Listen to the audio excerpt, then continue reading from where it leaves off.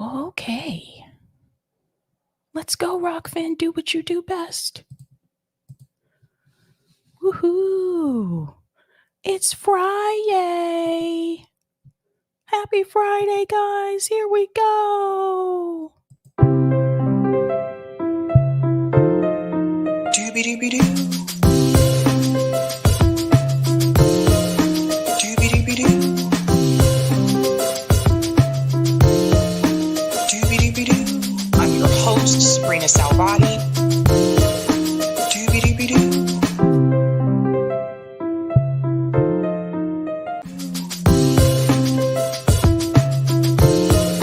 Doobie-doobie-doo. Doobie-doobie-doo. I'm your host, Sabrina Salvati. Doobie-doobie-doo.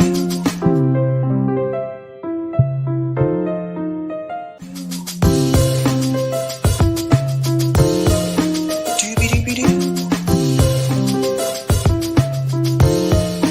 Doobie-doobie-doo. I'm your host, Sabrina Salvati. All right. Happy Friday, guys, and welcome to Sabby Sabs podcast. I'm your host, Sabrina Salvati. If you are new, I want to let you know that Sabby Sabs podcast is a part of Revolutionary Blackout Network. You can catch me there on Tuesdays, Thursdays, and Fridays, and you can catch me here Monday, Tuesday, Thursday, and Friday. Although this week has been incredibly busy, so I actually haven't been there this week, and I had a guest tonight for my RBN show, but they rescheduled. So hopefully we can get them. But yeah, welcome. Shout out to everyone watching on YouTube, Rockfin, and Twitter. Let's do the thing. All right. I want to give a quick shout out to everyone who is a Sabby patron. Here are all of their lovely names. Thank you so much, Sabby patrons. If you want to be a patron, I have 5 categories: members, Sabbies, Sabsters, Sabinators, and the ultimate. All of their names are listed here. And you can also see their names scrolling across the bottom of the screen there on that little ticker. Thank you guys so much for your support. I really do appreciate it. Thank you. I'm in a silly mood tonight. In a little bit of a silly mood. So what are we going to talk about tonight? Well, let me go ahead and do shout outs to people in the chat, and then we'll get into the thumbnail and talk about the stories we're going to discuss tonight. We have a lot to talk about. Shout out to Paul, who just became a Sabby member. Let's give Paul a big whoop, whoop. Shout out to Jesus. Stop the hammering, Lawrence O'Donnell. Oh boy. Yikes. What's going on? Hannah G says Friday with Sabby. Shout out to Pitchforks Are Coming. Got my buds. What's going on? Lawrence, who's a Sabby member, says Doobie Doobie Door 2024. Greetings, Eric says, I hit that like, Shanty. Hit that like button, guys. That helps me with the algorithm. What's going on? Oz says Bree is right, albeit a very, very late indictment of the dim side of the duopoly. I would encourage her to send Robbie to history class. We're going to talk about that tonight. What's going on? Saul says, happy Friday. Exit the duopoly is the only way forward. That's right. What's going on? Tori sends love and says, rock on. Shout out to Gamer says, hello. Greetings, Robert says, shooby dooby doo. You guys like that song, huh? Shout out to Jesse Jet because he made that. What's going on? Eric, who's a Sabby member, says, hey, yo, Friday lefty friends. Shout out to Ashura. Jimmy's either on vacation or tour, but Aaron was holding it down with 10K live Jimmy numbers. Yeah, I think Jimmy is on tour, I want to say. Yeah, I think I saw something about that earlier.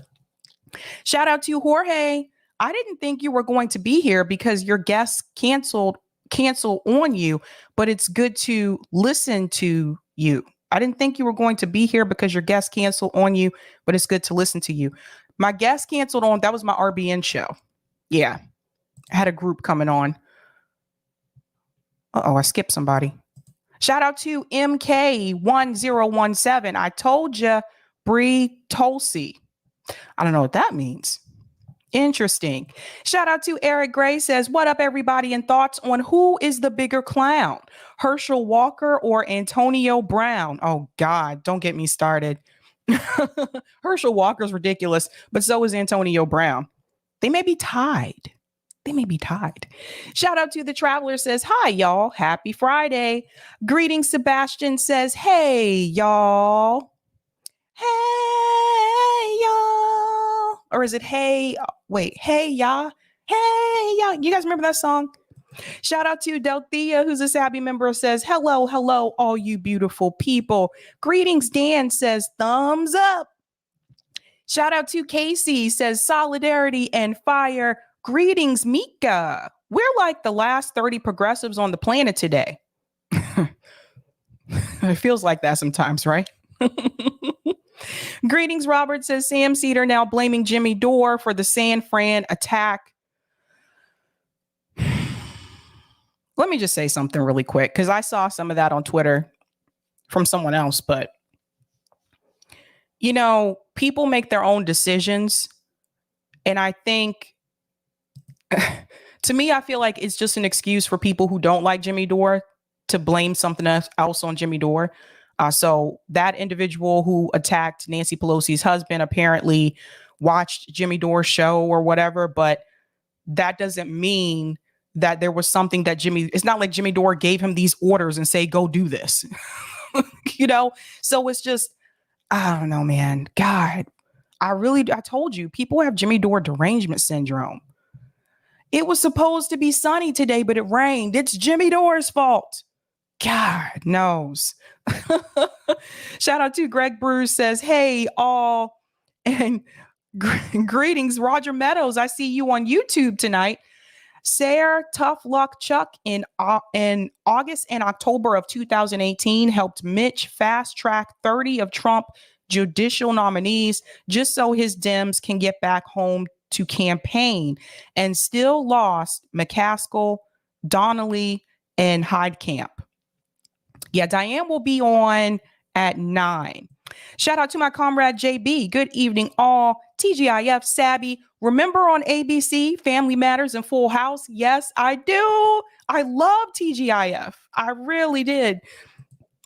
What's going on? So Maine said, y'all need to chill before Susan Sarandon comes in here and turns the country into stone. Oh man, oh man, oh man, oh man. I tell you, it has been an interesting day. What are we talking about tonight, ladies and gentlemen? Let me go ahead and share my thumbnail. Okay. Tonight we are discussing Briahna Joy Gray dim exit. Interesting statement there from Bree. We're going to cover that. We're also going to discuss Ilhan Omar shock. Ilhan Omar did not have a good day. We're also going to discuss LA homeless update. Wait till you hear this story if you haven't heard this yet. It's getting even worse for homeless people in this country, particularly LA. We're also going to discuss question 2 on the ballot.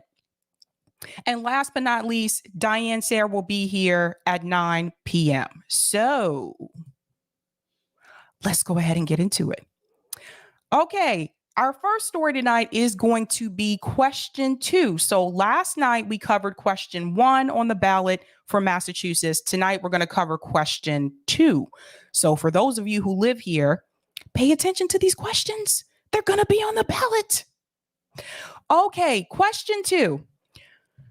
Medical loss ratios for dental insurance plans initiative. Now, this one is a big one for me and for any of you that have had to pay out of pocket for dental insurance or for dental care, or you have dental insurance, but they don't cover as much, right? Your teeth are just as important as the rest of your body. So it says, Massachusetts question 2, the medical loss ratios for dental insurance plan initiative. It is on the ballot in Massachusetts as an indirect initiated state statute on November 8th. Okay. A yes vote supports this ballot initiative to require dental insurance carriers to meet a medical loss ratio of 83% and require the insurer to refund the excess premium to its covered individuals and covered groups. You see, I like this already. I'm already feeling this. We didn't even get to the other two yet, but I'm already feeling this, right? So 83% they're asking the dental insurance companies to cover, right? That's huge. Because like I said, like I have dental insurance, but it usually doesn't cover much. Luckily, I didn't have to get like any major like dental surgery. But I know how expensive that can be. And for example, if you needed to get your wisdom teeth removed, it depends if they're impacted or not. That can determine if they'll even cover any of it, depending on the insurance carrier that you have. And again, this is attached for most people, it's attached to their job, right? So you can't control what dental carrier you have because your employer picks the dental insurance. So you have no control over that. Let's go on. Require dental insurance carriers to submit an annual comprehensive financial statement to the Division of Insurance. And 3, authorize the Commissioner of the Division of Insurance to approve or disapprove of any insurance rates. So the Commissioner of Division of Insurance. So that's the yes vote. If you vote yes, that's what this ballot initiative will do.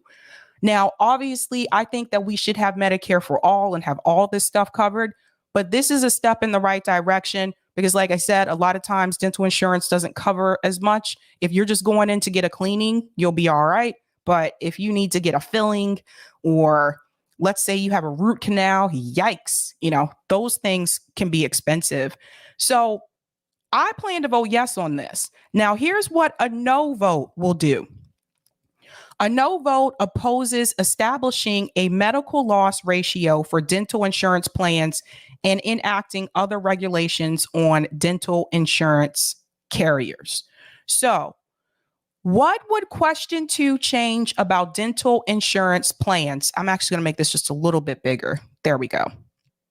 Question 2 will require dental insurance carriers to submit to the insurance commissioner current and projected medical loss ratios for plans and specified financial information. It would establish the medical loss ratio for dental plans at 83% and require the insurer to refund the excess premium to its covered individuals and covered groups. So if there is excess for your premium, let's say you didn't use all of it for the year, you would receive that money. It's almost like, okay, we're giving you this refund because you didn't reach the limit. I'm like, yeah, let's do it. Give me my money back. Because oftentimes for me, I'm just going to get a cleaning, right? I had to get a filling once before, but most of the time I'm going to get a cleaning and the cleanings are already free. So why am I paying every month, or my employer is having me pay every month for this high premium and I'm just getting cleanings? How come I don't get that money back? That's something to think about. If you don't reach that limit, you don't reach that threshold, how come you don't get that money back? You paid for it. That's like paying for a product or a service that you didn't receive. You would get a refund, right? Okay. Let's go on. Oh, where did I stop? Oh, the 83%. And the excess premium, right? Carriers would be required to submit information about the current and projected medical loss ratio, administrative expenses, and other financial information, as well as an annual comprehensive financial statement to the Division of Insurance by April 1st of each year. I'm assuming they picked the date April 1st because that's usually, if we're looking at like the quarterly, when I used to do like, what do you call it? I used to work in accounts receivable and healthcare, and April was always that like cutoff period, right? That's probably why they picked that date. Carriers would also be required to file group insurance plans base rates and any changes to group rating factors that will take effect in the next calendar year in July of the preceding year. The commissioner would be authorized to approve or disapprove of any product rates. The law would apply to all dental insurance plans issued, effective, delivered, or renewed on or after January 1st, 2024. So, and for people who may not know, what is a medical loss ratio? A medical loss ratio, or MLR, is the portion of premium revenue a healthcare insurance company spends on claims, medical care, and healthcare quality for its customers in relation to administrative costs. Now, it goes into Obamacare a little bit here. It says under Obamacare, health insurance companies were required to limit the portion of revenue that goes towards overhead and profit. Individual and small group insurers were required to maintain a minimum medical loss ratio of 80%, while large group insurers were required to maintain a minimum MLR of 85%.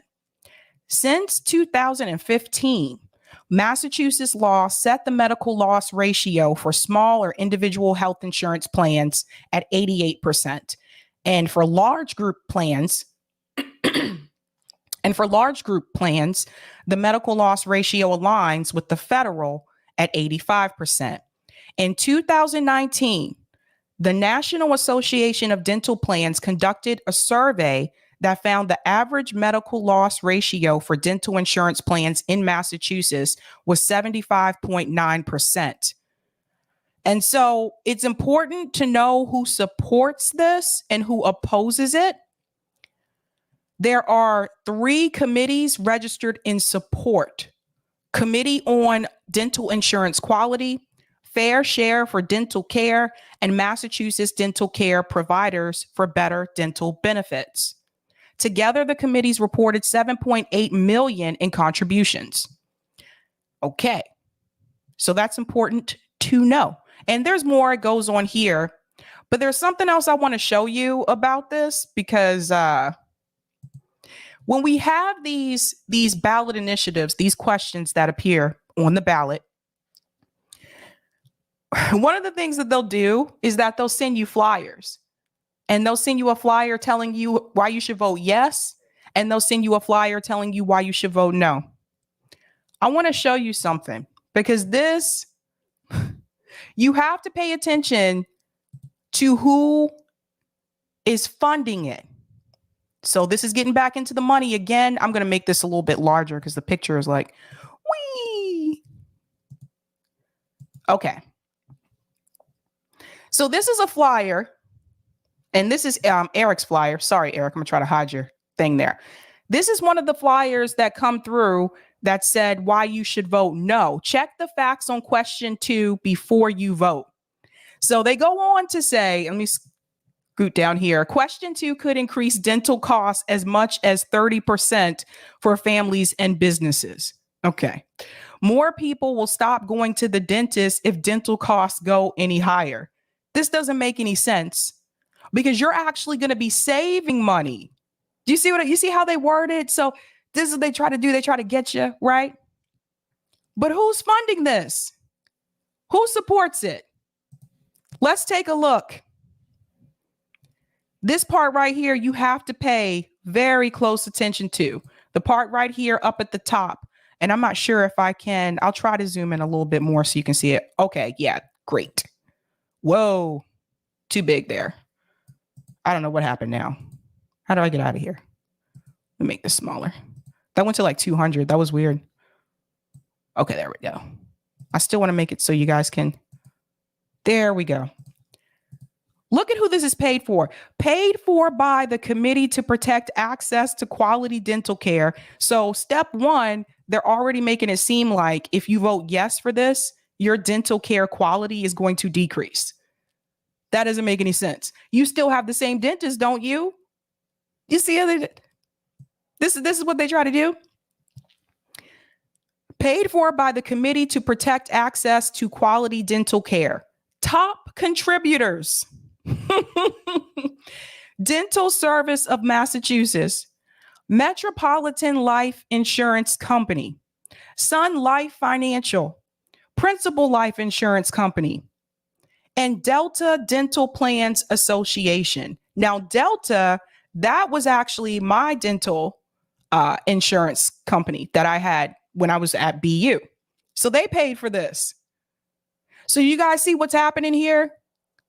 You have a bunch of insurance companies that paid for this initiative here to tell people to vote no.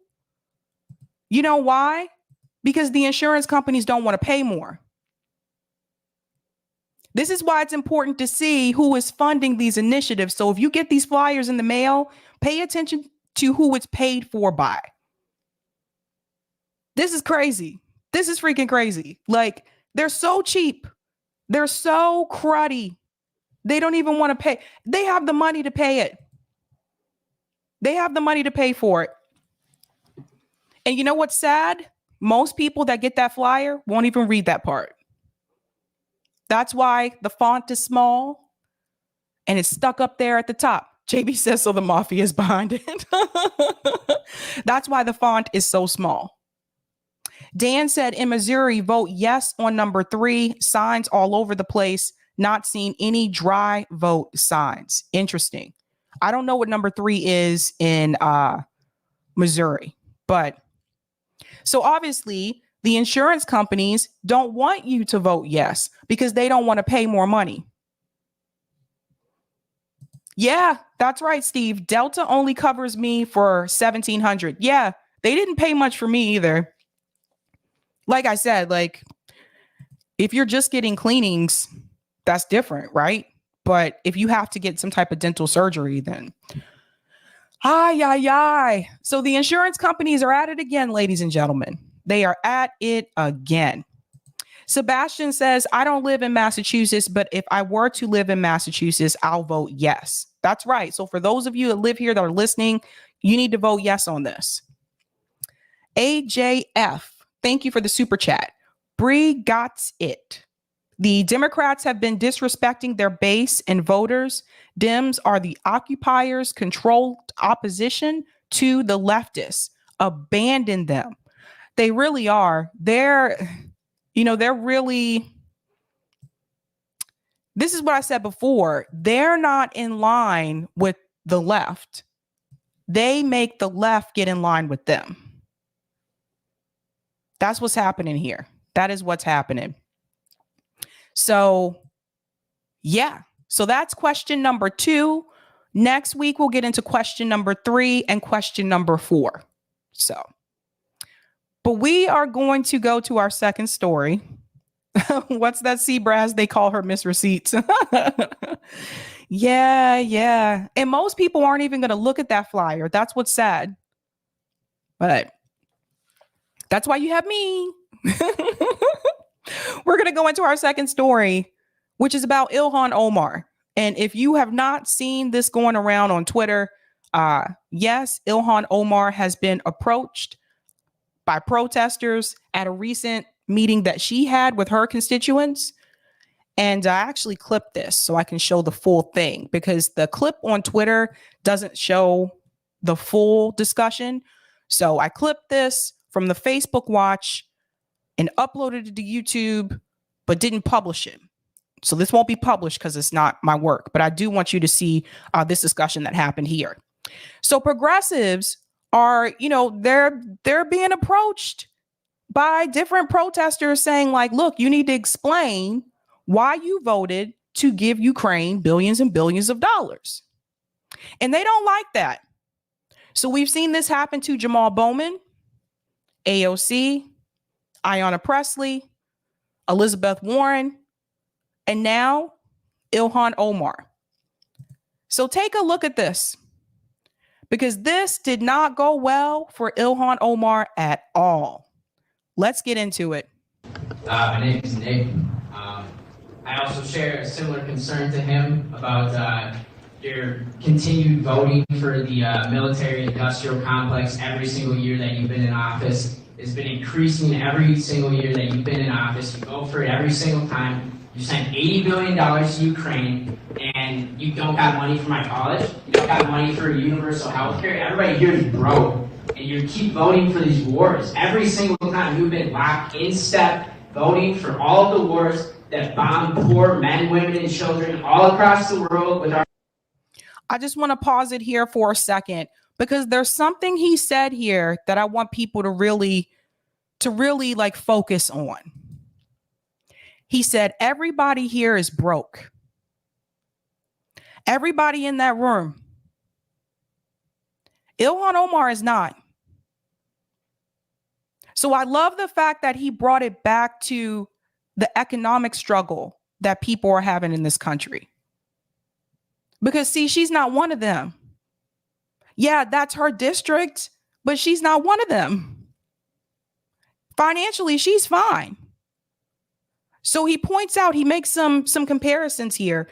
You are voting to send billions and billions of money to Ukraine, but what about our education? You know, where's the vote to make public universities free? Where's the vote to cancel all student loan debt, not just the 10 to 20K? And he mentioned universal health care. Where is the money and the vote for that? And that's huge, because Ilhan Omar ran on Medicare for all. So I love the fact that he brought that up. You should call them out on this. And this is what I will say with this particular protester. He pointed to specific examples. He didn't just get up and say, yeah, why you send this money to Ukraine? He pointed to specific examples that she ran on that were a part of her platform that she has not fulfilled. And not just her alone, but the progressives in Congress. So let's go on. Our imperialism, and you know, what are we supposed to do? You guys keep voting for all this stuff. We want healthcare, we want good infrastructure, we want to stop all these wars, and you keep voting for all of it. So what are we supposed to do? I mean, we keep voting, but nothing changes. I mean, what? We keep voting and nothing changes. Is he wrong? Because my life hasn't improved by voting. It really, just going to be honest, my economic needs have not improved by voting or from voting. It really hasn't. So what are they supposed to do? I'm just ridiculous. I will say, We're so close to getting into the war with Russia. De-escalation. Okay, you asked your question, let me answer it for you now. Is that okay? All right. So I've never voted for the NDAA, which is what funds the Pentagon budget. So that question is probably for another member of Congress that voted. No, Ilhan.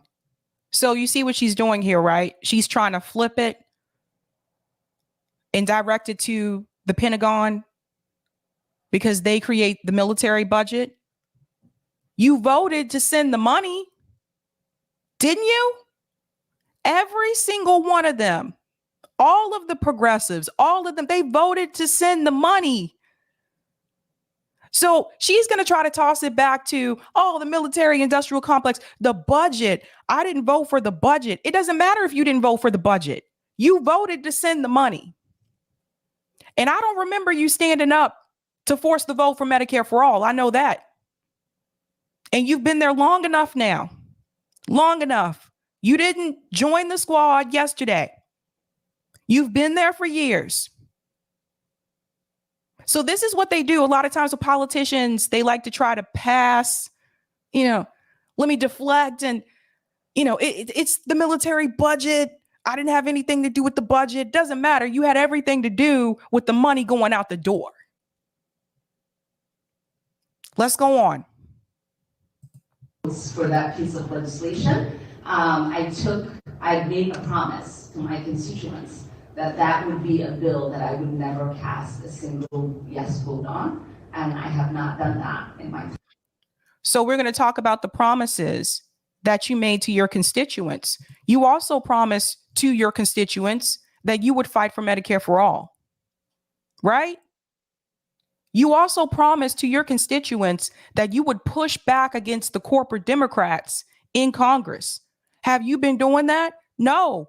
You and Nancy Pelosi are friends. You guys are buddies. She endorsed you. So the promises that you made to your constituents, you don't have a good track record on that. So it may not be good to start bringing up promises right now. I'm in Congress, and I will not do that in the time I serve this district. We're asking you to actually fight for Here, this. I answered your question. Okay. No, we're asking you to stand up We're asking you to fight for Yeah, us. you're getting us Not involved. disagree with Ask us. your question. You I gotta will fight, start you with can answer. fight for us. If you have another question, I will circle back. Let me. So that gentleman said, we're asking you to fight for us. And I want to remind you guys, Ilhan Omar barely won her primary this time. It was close. Take another question from someone who did it. But if you're here for another reason, it is quite fine too. Thank you. What other reason? Since we're How is that another reason? If you're here for another reason, that's quite fine too. That's what she said, right? Those are your constituents, Ilhan. They have every right to question you about the way that you have voted. And if you didn't want that to happen, then you shouldn't be a politician. See, I feel like this. At least Ro Khanna admits to it. At least he doesn't run and hide when people ask these questions. He stands by what he did. The progressives in Congress, they want to make votes, but then they want to go run and hide when people question them about it. They don't want to stand by it. If you voted that way, you should be able to stand up and say, yes, I voted for it, and here is the reason why. Don't go run and duck and hide now. Votes are public. It's not like we wouldn't have known. talking about foreign affairs.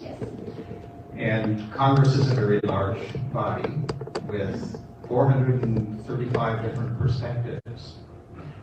And whether or not people agree with you, your perspective is very unique within Congress, with your background, everything that you bring. And we have heard if the House flips from Representative McCarthy, that he's talking about removing you from the Foreign Relations Committee, which would be a disaster because we need your voice there. So this guy goes on to say it would be a disaster if she's removed from the Foreign Relations Committee. That's if Kevin McCarthy wins back the House, right? He said it would be a disaster because we need your voice. You need her voice to do what, though? Because let me ask you guys a question. If you speak out against something, right? Let's say you talk a good game. You say what you support, you say what you're against. But when it comes time for you to vote, you vote in a different way. Does your voice really matter then? If I tell you that I'm going to pay for your first year of tuition, or I believe in paying for your first year of tuition, but when it comes time for me to pay, I run and hide. Is that okay? No, it's not okay. And I don't know if that was the best analogy, but I try. JB's better at this than me. But your voice doesn't matter if you're saying one thing, but you're voting differently. Because look, we've heard a lot of voices, right? There's a lot of voices in Congress. We've heard AOC's voice. We've heard Nancy Pelosi's voice. We've heard all of these politicians' voices. The problem is their actions don't match what they say. And I don't know about you, but my dad always told me, pay attention to people's actions, not so much what they say, because that means more and that matters more. So just because Ilhan Omar may be have a different perspective or she's a little bit different, he thinks that's why she needs to be there. But what is the point of her being there if she's voting the same way that a corporate Democrat from her district would vote? You see the problem? What is the point? And that goes for all of them. What is the point of Jamal Bowman being in Congress if he's voting the same way that Elliot Engel would vote? There's no difference. Again, whether or not people agree with you or not, your voice is unique and very important there. If the House does split, is there anything that you can do to stay on the Foreign Relations Committee? Notice not once does he mention why she's important. He goes, you're very important there. And that leads me to think he feels that she's important there because of how she looks. She's important there because she's a woman of color. She's important there because she's Muslim. That's why she's important there. Because not once does he mention anything that she's done.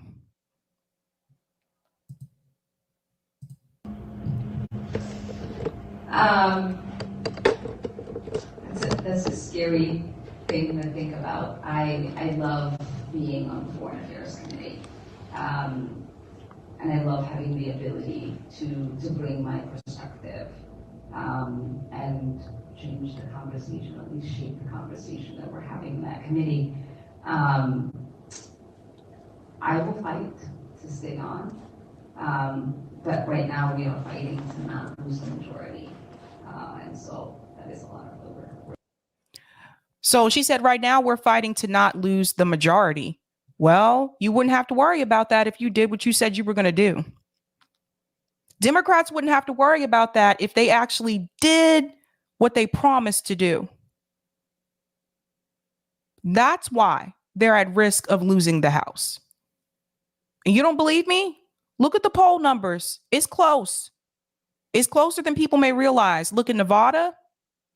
Look at Arizona. There was one more I looked at earlier. I forget. But look at the poll numbers. That is a direct result of the Democratic Party not fulfilling the economic promises that they made to the American people.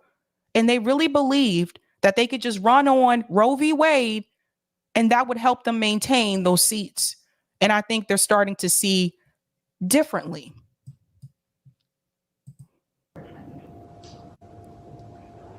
Both parties are for war, so what difference does it make? Yeah, that's what I'm saying. Like, what are we losing by voting? You're all Yep. for war. Both of you. Well, if there are You heard what he said? He said both parties are for war. So what difference does it make? And she knows that's true. This is an uncomfortable moment for her. independent candidates, you can vote for them. You know, if you We want thought to you change were it- gonna do if it. you wanna Oh, change- do it. Do it. Do you guys hear that? Let's hear it again. Because this is her letting you know, by the way, I really wonder what her fellow Democrat peers in Congress, how they would feel, excuse me, hiccup, how they would feel about that statement that she just made about the independent candidates. So here you have Ilhan Omar, the Democrat, telling you to vote for the independents. You guys heard that? Let's hear it Both again. parties are for war, so what difference does it make? Yeah, that's what I'm saying. Like, what are we losing by voting? You're all for war. Both of you. Well, if there are independent candidates, you can vote for them. Boom. All right, everybody. Justice Democrats, did you hear that? Did you hear one of your own just told them to vote for the independent candidates?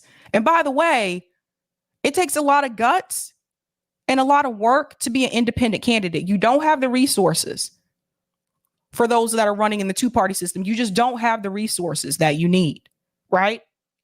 It takes strength. She's not going to run as an independent candidate. She was never going to. And notice she did not refute his statement when he said both parties are for war, though. She didn't push back and say, no, that's not true.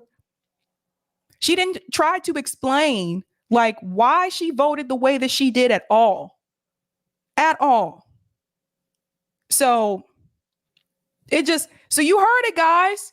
There's Ilhan Omar letting you know you got independent candidates, vote for them.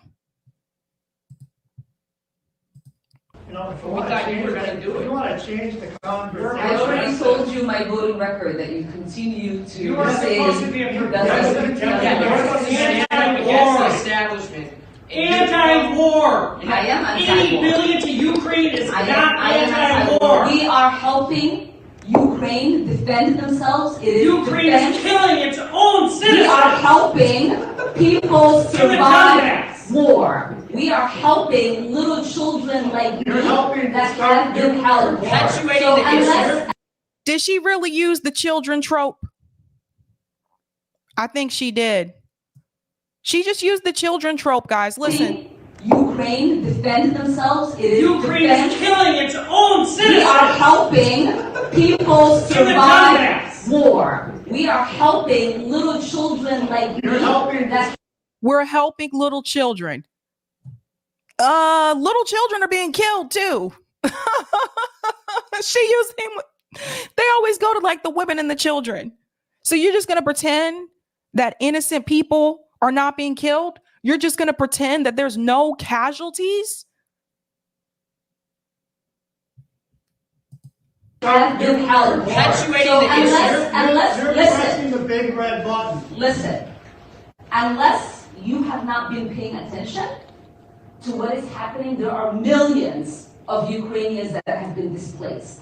There are piles of bodies that are being found in mass graves. What about There are little children Yeah. whose lives are being lost. By You can Zelensky. sit here, Yeah, you by can Zelensky sit here and and Donbass. talk, but unless you are someone like me that has been that child, you do not get to tell me what my votes mean and how I get to vote in supporting people.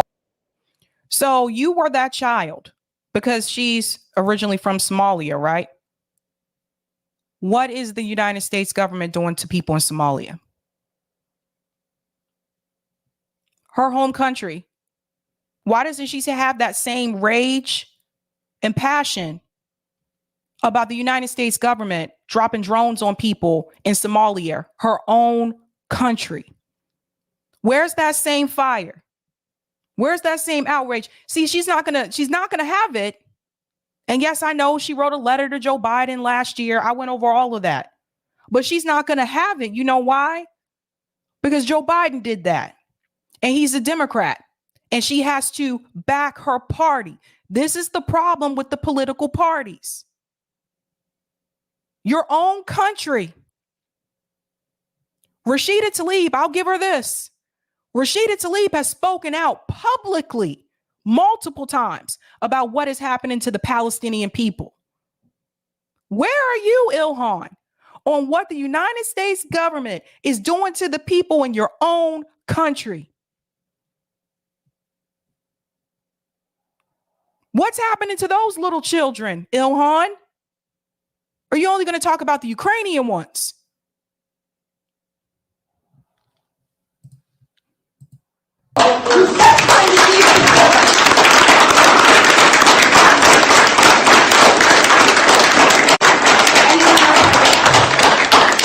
Yes. It gets The United worse. States that started this war. All Putin said was the same thing. There is no one that takes you seriously when you say the U.S. started this war. You need to please. Look, You we need should to stop. I don't know what nuclear websites you're weapons reading, around- but you literally are not paying attention, and it's sad. It is sad and dangerous for you to say a war that has been waged by Russia was started by the by U.S. NATO. By the way, this guy here, this guy here just needs to have a seat because he's just like, wait, but can I get my question in, man? Can I get my question in? It's sad. NATO It is started the war. sad. It is sad. NATO It is started it. sad. And I hope that you find the help President John that you F. need. Kennedy said we Yes. Russia shouldn't let's go. put nuclear Let's go. weapons in Get Cuba. up. Why are we putting nuclear weapons in Ukraine? Is this yours? It doesn't make any sense. There are no That's why the there war are started. no nuclear weapons in Ukraine. Stop Yeah. saying ridiculous What about the things. Ukrainians? Why don't you stand up against NATO, though? Why don't you push back? Why don't you stand up and push back against NATO? That's the question to Ilhan. That is a very ridiculous thing for you to say. Ukraine disarmed itself. There are no nuclear weapons in Ukraine. My God. Hi. Yes. First of all, it's good to meet you. Jason's amazing. He's still out there. Hold on one second.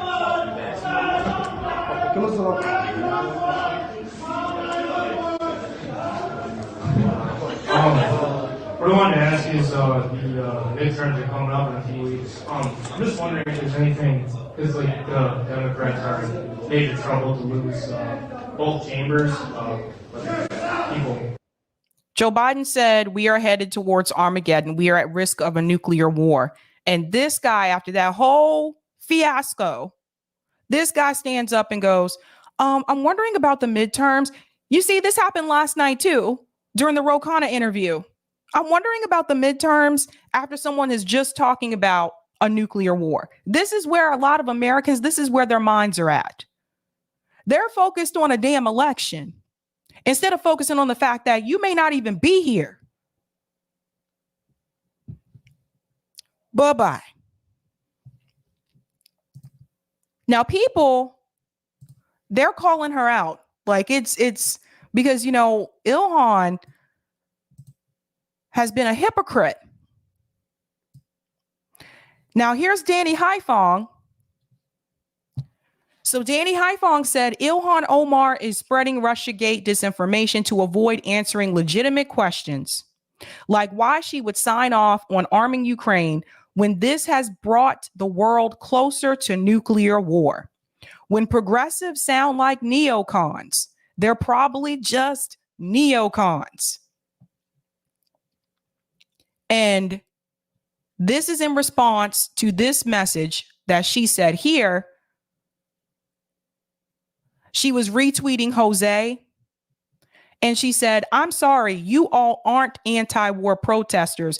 You are dangerous propagandists who are literally making a mockery of the anti-war movement. I have never had the pleasure of responding to Russia ridiculous internet disinformation in person before. Thank you for the opportunity. Peace. And she still didn't answer the question. And she goes on here. I'm amazed at the nerve that some people have to not be upset with the country literally waging the war, but at the country defending itself and those helping them to do that. And I just want to be clear. I've been very vocal about where I stand on this issue. I said all three were in the wrong: Russia, Ukraine, and the United States.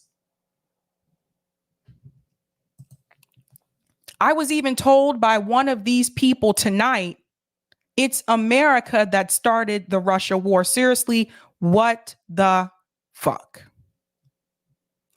It wouldn't have gone that far, Ilhan. It wouldn't have gone that far if you would have just answered the question as to why you voted the way that you did. Now, even Aaron Monte's calling her out. Like I said, oh boy. Speaking of making a mockery of the anti-war movement, here's Ilhan Omar in March making a statement that sounds a lot like the protesters who she now accuses of spreading Russian ridiculous internet disinformation. So here's a tweet that she had in March. So this was March 8th. Hey, that's my birthday. March 8th, 2022 this year. This is from Ilhan Omar. The consequences of flooding Ukraine with billions of dollars in U.S. weapons, likely not limited to just military-specific equipment, but also including small arms plus ammo, are unpredictable and likely disastrous. Especially when they are given to paramilitary groups without accountability. So what changed? Did you guys change? I didn't change. Seemed like to me, she flip-flopped. So I don't know, again, if she even remembers this tweet, but it happened. It happened, Ilhan. It's embarrassing. It's embarrassing. Now, the way that she responded back to him, was there a better way that she could have responded? I want to show you an example, because here's the thing you have to understand. If someone's yelling at you, again, you're a political official, someone's yelling at you, you cannot control the way that someone is talking to you. You can't control that. But you can control the way that you respond to it. So I'm going to show you a different example. Now, this is Ed Markey, and I'm going to show you the way that he responded to the same criticism about donating billions to Ukraine. Listen to his response. Thank you, Senator. Oh, Can I say one word? yeah. Yeah. Thank you. I got in a little trouble. Senator Markey, your policy in the Senate has escalated the war in Ukraine to we're on the brink of nuclear annihilation. Are you going to start doing your job to work towards peace, or are you going to continue to play with people's lives? What's your policy in Ukraine, Senator? Is it to fight to the last Ukrainian? Sir, the questions are over, sir. What's your policy, Senator? Answer the question. Notice this gentleman tries to come in to stop it. They don't want them to answer that question. Is it just to fight to the last Ukrainian? How many people have to die? Can you go, if you could sit down, I'll give you an answer. Okay, thank you. So,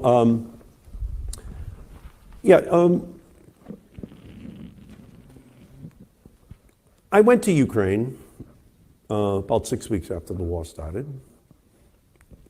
I went right to the Polish border where all of the refugees were coming. And it's quite impressive what the Polish people are doing, the Hungarian people, because they all lived under Soviet control for generations. And the United States has provided help to the Ukrainian people, which we should. We have to give them an opportunity to protect themselves against something which would be an historic disgrace if Putin was allowed to just take over a free and democratic country. So ultimately, there is no end to a war which is not negotiated. And ultimately, we have to move towards a negotiated settlement. But we have to make sure that we give the Ukrainian people the tools they need, have the strongest possible bargaining position in that negotiation. Okay. Now, I don't agree with what he said, but you notice the difference in the way that he responded and the way that she responded. And by the way, she responded crazy like that, and she never answered the question. At least he answered the question. And I do see that Diane is here. Diane, if you're ready, just give me a thumbs up. All right, I will go ahead and add you to the stream. Hi. Hello, welcome, welcome. Thank you. Thanks very much. Very nice to be here. All right, guys, my special guest tonight is Diane Sare. She is a LaRouche independent candidate for U.S. Senate. Welcome, welcome, Diane. I've heard a lot about you. That could be dangerous, but I'll hope it's okay. Now, something that's interesting, you know, I ask everybody that comes on here that's third party or independent candidate, why did you decide to run as an independent instead of running into the two-party system? Well, one, I think everyone can see pretty well the parties are a total disaster. I mean, they're unanimous on things like starting wars and bailing out Wall Street crooks, But when it comes to actually generating a commitment to represent the people that they're elected to represent, no.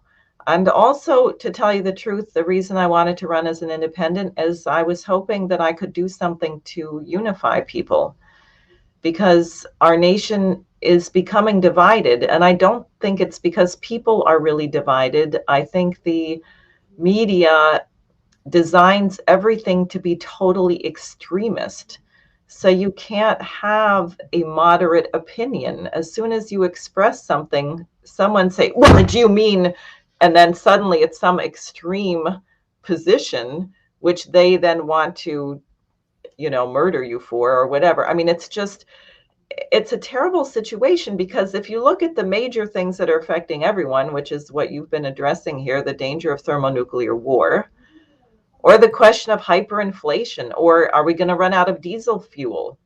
I mean, I never got into prepping, although I do think we're likely to run out of food in the middle of this crisis at some point. But I figured, why am I going to live alone in a basement I don't want to live on a can of beans in a basement trying to defend myself from people who want to steal my can of beans. I don't think that's worthy of human life.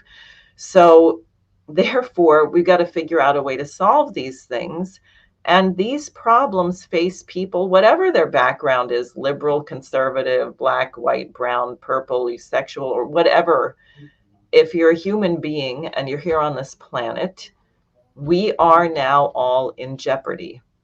So I thought, by running as an independent candidate, perhaps I could remove the divisiveness of the labels that people put on each other and create a campaign that was more of a movement, that was welcome to people, to everyone who wants to put their shoulder to the wheel and see if we can do something to make our nation and the world a better place. Awesome. I do have your website here. Now, you are a LaRouche, I hope I'm pronouncing this correctly, independent candidate. That is after Lyndon LaRouche. Could you explain to people who may not be aware of who he is, what the LaRouche movement is about? Sure. That could be about 20 volumes, but I'll try and be brief so we don't stay here all night. LaRouche was, and we have sort of a similar background, New England Quaker family. He often would talk about his great uncle, I think his great uncle, who ran a station of the Underground Railroad in Ohio, actually.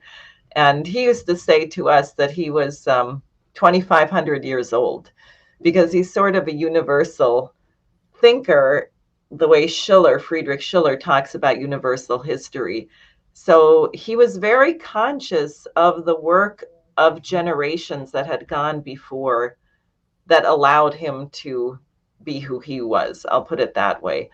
And it's wonderful when you can locate yourself that way. I think one of the terrible things that's happened to younger people, and I know even myself, I'm not that young, but by the time I was in school, the teaching of history was just terrible. You didn't have a sense of the contributions of people, really. So you didn't know where you came from at all, or why things were the way they were. So that was the real strength. But he entered into a fight really the minute he came back from World War II, after Franklin Roosevelt died. And he described being stationed, I think he was in Burma and then in India when they got the news that FDR had died. And he said a lot of younger soldiers came up to him and said, "What does this mean? What does this mean that FDR has died?"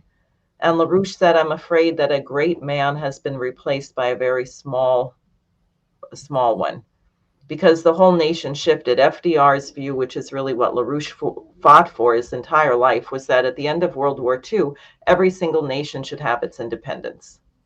And that doesn't mean on paper. It means you have your own machine tool sector, your food self-sufficient, your energy self-sufficient, that this was the right of every sovereign nation.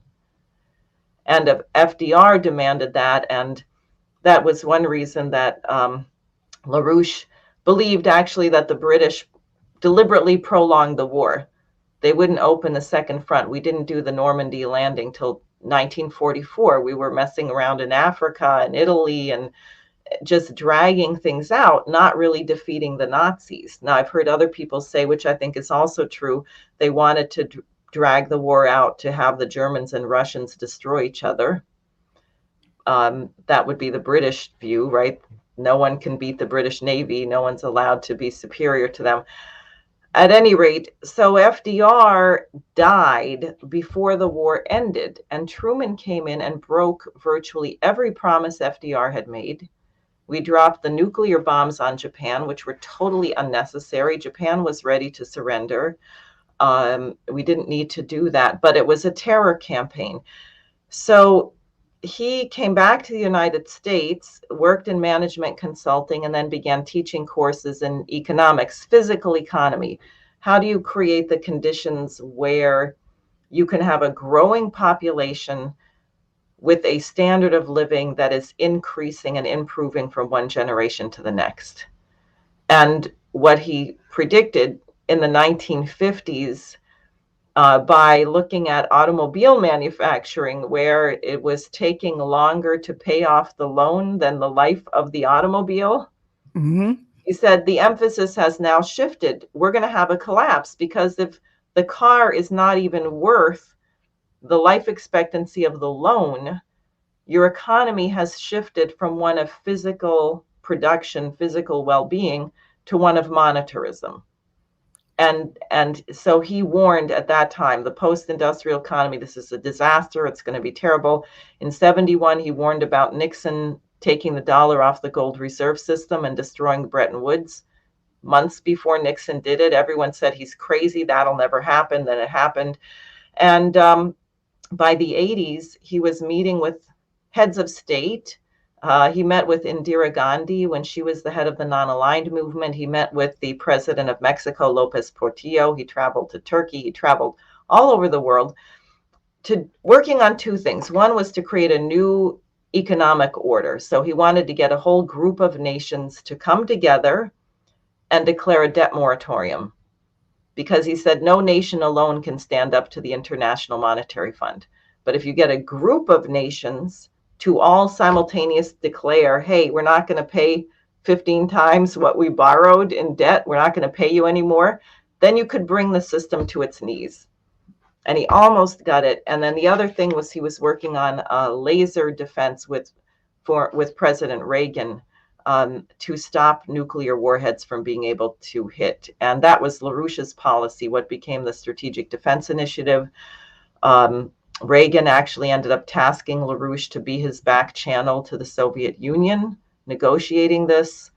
The Soviets rejected it. Their economy collapsed, as LaRouche warned it would. And in 1982, Henry Kissinger wrote a letter to the FBI while LaRouche was in the middle of these two grand plans to totally reorganize the world, saying the LaRouche people are getting obnoxious. We have to do something about them. And by 86, when people associated with LaRouche began winning major Democratic Party primary elections, all hell broke loose. 400 FBI agents and U.S. Marshals raided LaRouche's home, or surrounded his home, 6 o'clock in the morning, with the intent to assassinate him. And just like the raids we see today, you know, somehow NBC and CBS just happened to be out on a dirt road in the middle of Loudoun County, Virginia, when the FBI and all the marshals showed up. So this was all over the news. Lyndon LaRouche, his compound, you know how they would hype it all up. He got Reagan to call it off. So thank God nobody was killed. No blood was shed. But they also went to the offices of LaRouche's publications, seized millions of files and documents, and then they declared LaRouche's publications, Fusion Energy. There was a journal called War on Drugs, which is not what people call war on drugs today, but go after the banks, go after the producers, you know, actually shut down the drug trade, not jail a bunch of people in the United States, but go after the big guys. That was shut down. The Fusion Energy was shut down, and his newspaper with about 100,000 subscribers was shut down. They were declared involuntarily bankrupt. And it was just around this time that I met him. And with my Quaker upbringing and all this hullabaloo and the rumors that LaRouche was going to go to jail, I thought, wow, he's going to jail? That's really interesting. He must be doing something very important. I guess just my reading of all the journals of the leading abolitionists who spent a lot of time in jail in the 1700s. So that was, the beginning. And later, when he decided he was too old to run for office, I was one of a very small group, really privileged people of younger people. This was about 10 or 12 years ago that he asked to run for federal office. So he spent a lot of time working with us because he said, we don't have a presidential campaign, but we can create a presidential policy if we have a group of people around the United States. We had 6 of us at the time: Washington State, California, Texas, Michigan, Boston, and I lived in New Jersey at the time. And so we ran a federal campaign policy. And it was a lot of fun, and it was great working with him. But he is a towering genius, and they've called him so many names. His name is far more radioactive than even Donald Trump. Wow. Because of what they did. And you would meet people when he was still alive. They were so terrified after they put him in jail. I'll never forget, I met with a minister in Washington, D.C., and the guy said, oh, no, LaRouche? Oh, no, never heard of LaRouche, never heard of him. And then I saw actually one of our publications, and this very person was seated on the dais next to Mr. LaRouche, speaking at a conference together. But he had become so fearful, he just denied it all. Interesting. So I know there was an event, I believe you were one of the speakers at the Schiller Institute event. In reference to climate, can you explain this to everyone? Because I think there was a lot of confusion amongst people about this particular event in reference to green or stop green fascism. Can you explain, like, where does the movement stand on like climate and green energy? Well, look, if you think about who is running the so-called green energy movement or the Green New Deal, and you see one of them there, Klaus Schwab, or Prince, now King Charles, a group of billionaires who have a lot of money, get a lot of PR, and they have decided that they are the experts on what causes climate change, although the climate on this planet has been changing for at least the 5 billion years that we have existed. So frankly, it's rather pompous of them to think that they know the secret of this. And they have an agenda, which is to reduce the population on the planet, which you can do very quickly if you reduce energy and food consumption. And I think really to get at it, if you look at what LaRouche developed as a metric in the science of physical economy, what he said is the way you measure economic success is you increase something called potential relative population density, which sounds very fancy. What does it mean? How many people could you potentially sustain in a given area of land? So you can imagine that if you were burning wood for fuel, hadn't developed modern irrigation or agriculture, were scratching in the dirt for maggots or something to eat, a square mile would not really support very many people. You'd need an enormous amount, like the poor people in Haiti right now who are burning charcoal for fuel. They're burning down the forest. They're not allowed to develop. So what happens? You have a low life expectancy and you have a low potential population density because you just need this massive amount of land. You need a huge amount of wood, a huge amount of insects or whatever you're eating to survive, and you live a short, miserable life. If you make a discovery, like going from burning wood to burning coal, Well, suddenly you need less fuel to get a lot more energy. And what does that do? That allows you perhaps to develop a steam engine, to develop modern agriculture. And suddenly you can produce much higher quality food. You can irrigate land, and you discover that the land, the same square mile that you have, becomes much more productive because you're bringing more power to bear. And so life expectancy improves and more people can live there and their standard of living is higher. And that's the natural process of human development. So when you get to something like nuclear power, fission, and hopefully fusion very soon, you need a tiny, tiny amount of fuel. You get an enormous amount of energy. Now you're talking about taking dirty water or seawater, desalinating it, growing plants hydroponically. Suddenly, your square mile that you started with, where you had a handful of people living horrible, miserable lives, becomes a garden where you can just produce anything and you can have a large number of people. And of course, you'd need to have this in a bigger area. So what you're seeing is that because of human creativity, because of something that no one can sell, no one can touch, no one can measure, but because of the creativity of the human mind and hopefully a society that's capable of absorbing what a particular person discovers, you can make it possible indefinitely, infinitely, for the standard of living to improve. And not only that, you're actually improving nature. Because as you increase energy, you can do things much more efficiently, much less destructively. You can make improvements on nature that make things more durable.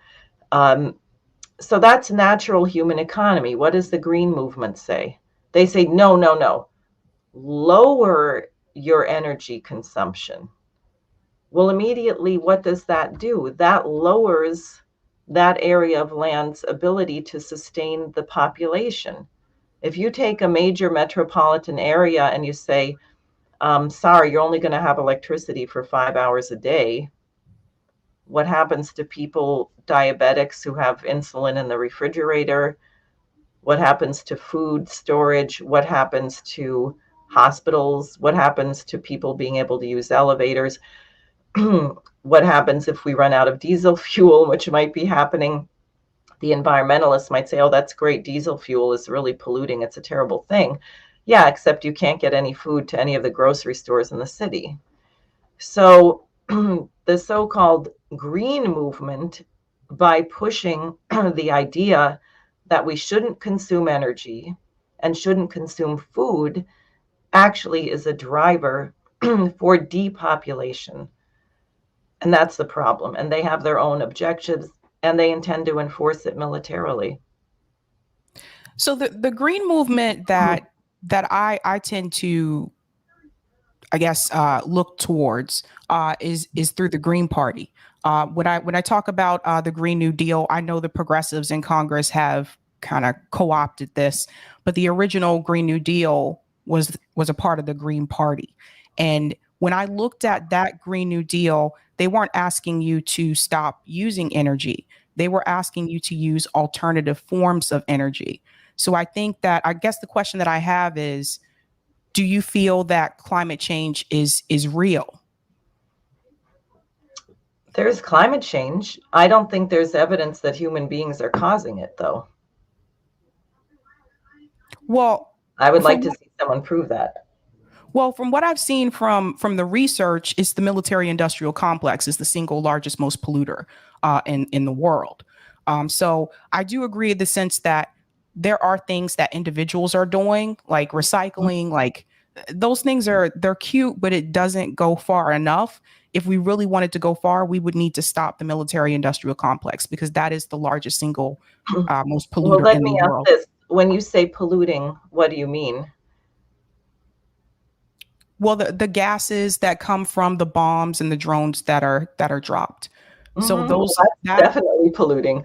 Yeah, absolutely. That's polluting. I mean, you also have these major chemical companies like DuPont, which bury toxic waste and then build landfill and people live on it and get cancer and all kinds of terrible things. I mean, you do have pollution, but there's a difference between pollution and saying that driving your car or the methane that comes out of a cow's chewing their cud or farting or something is actually changing the temperature of the planet. See, that's what I'm saying is really unfounded. And also the kinds of alternative energy that they're calling for, like solar and wind, are horribly inefficient. You have to cover massive areas of land, which is not good for the land. The materials that they make solar panels and windmills out of, like aluminum, you could never make aluminum on a solar panel and windmill economy. They don't generate enough heat. So you're doing something which actually is not sustainable, which will collapse if you try to go to that kind of energy. And I think the solar panel and windmill thing is extremely destructive because it absolutely lowers the potential population density. It lowers the ability of that area of land to sustain human beings. And frankly, it's very polluting and they're not biodegradable. And the oil in the wind turbines is really polluting. And I mean, they're just overall very, very destructive for an enormous cost. So they kind of lure people in because, of course, it's natural. People should be concerned about the environment. You don't want to destroy the earth. We only have one of it and we should take care of it. So knowing that people are going to be concerned about them, then you create this story to get people to think that they should cut back on consumption and do things which actually will massively increase the death rate of the population on the planet. But how is that? I guess my question is, how is that worse than what we have now, though? And I'll give a local example. For example, here in Boston, there's Roxbury and there's the South End. There's a part where it intersects. If you walk across the street from Roxbury to the South End, your life expectancy drops by 30 years. And that has to do with environmental conditions. That has to do with having bad water, like things like that. So right. How is moving towards wind and solar worse than what people already have now? Because it won't, look, we should clean up the water. There's no better way to clean up the water than with nuclear power. Wind and you can't make a desalination plant or a water purification plant on nuclear, on solar and wind. You just don't get enough energy. So what you are saying are absolutely real environmental concerns, but that's not what Prince or King Charles or Klaus Schwab or Al Gore is worried about, right? They're living in these gigantic multi-million-dollar estates and running around shaking their finger at poor people and saying, don't use any electricity. So that's not their concern. Yeah, but I think you're looking at those individuals. The Green New Deal that I'm referring to, the one that's from the Green Party, does not involve those individuals, though. Yes, but how are you going to make it possible? How is what they're proposing going to address this question of the water? That's a problem in every major city right now. The pipes are 100 years old and half the water's getting lost before it gets to the faucet, and lead poisoning and all kinds of things. So what's their plan to deal with that? Well, that's a good question. I mean, they have a lot on their website where they go into a lot of detail, but also the other thing about this, like they wanted to get 100% clean energy by 2030. Jill Stein was a part of this as well. They also said that this would create more jobs for people as well. So they go into a lot more detail on their website. Does clean energy include nuclear?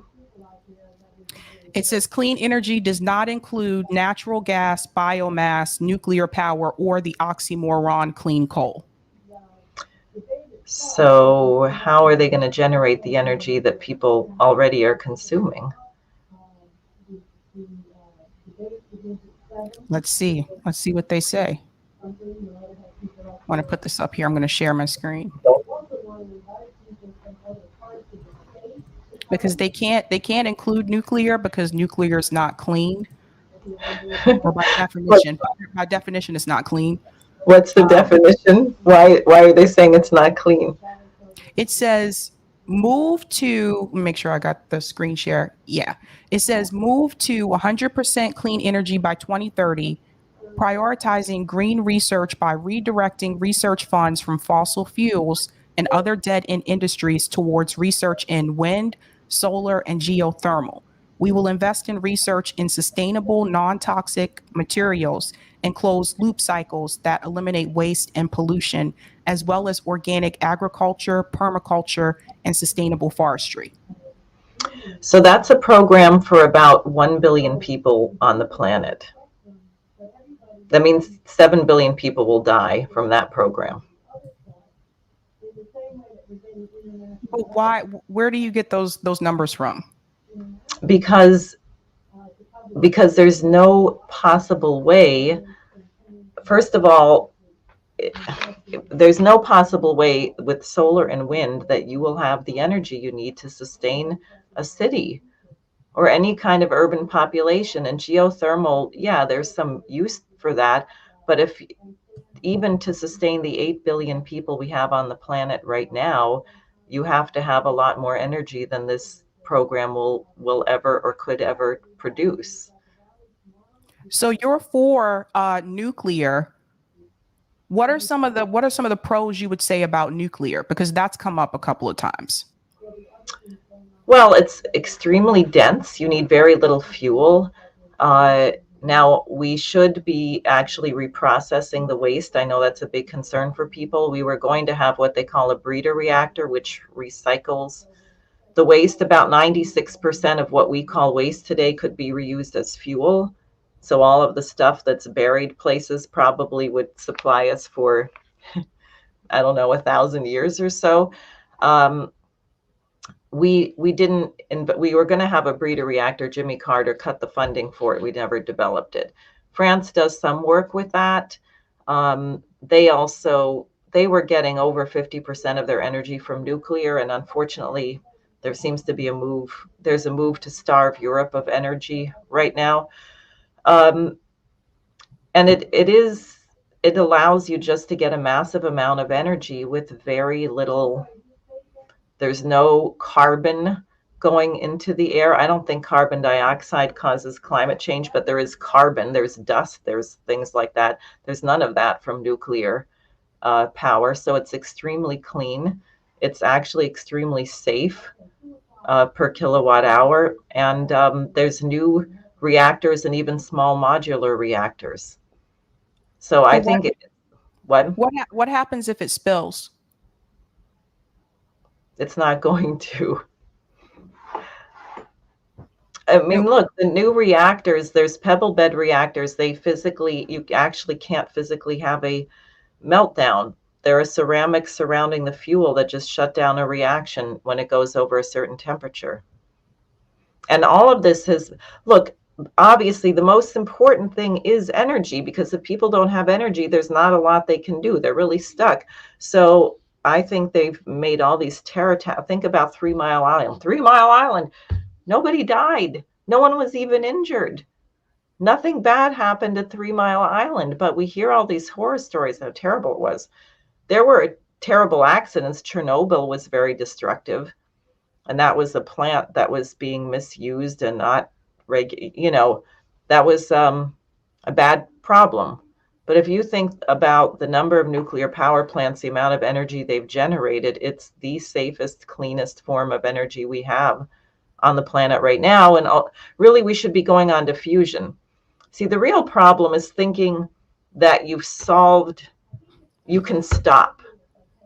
The universe doesn't work that way. You can't stop. You can't say, I've reached this plateau and I'm going to stay here.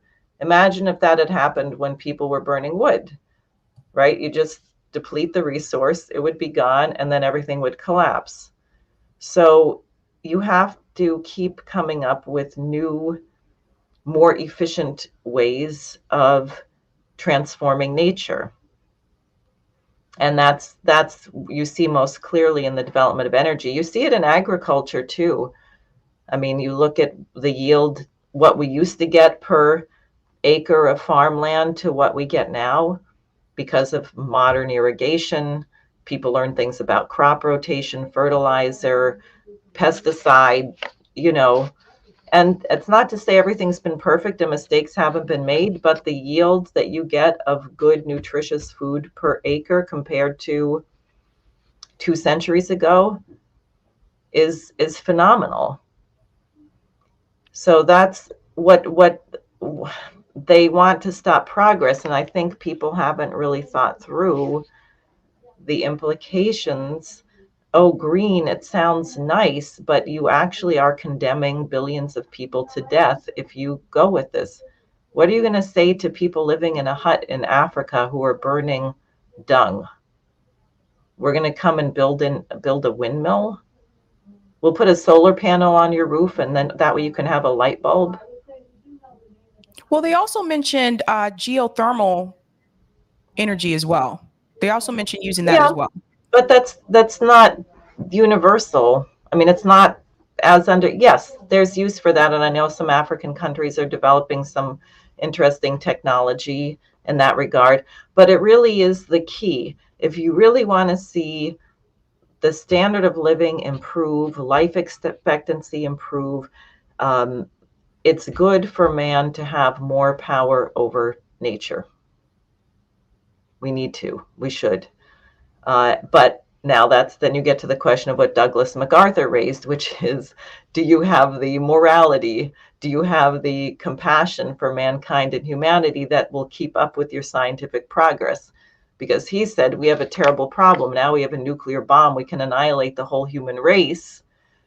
But spiritually, mankind is not as mature as we are scientifically. So you have to worry we're going to use this incredible technology of fusion to destroy ourselves because we haven't developed to become good enough to take advantage of the science that we have for the good.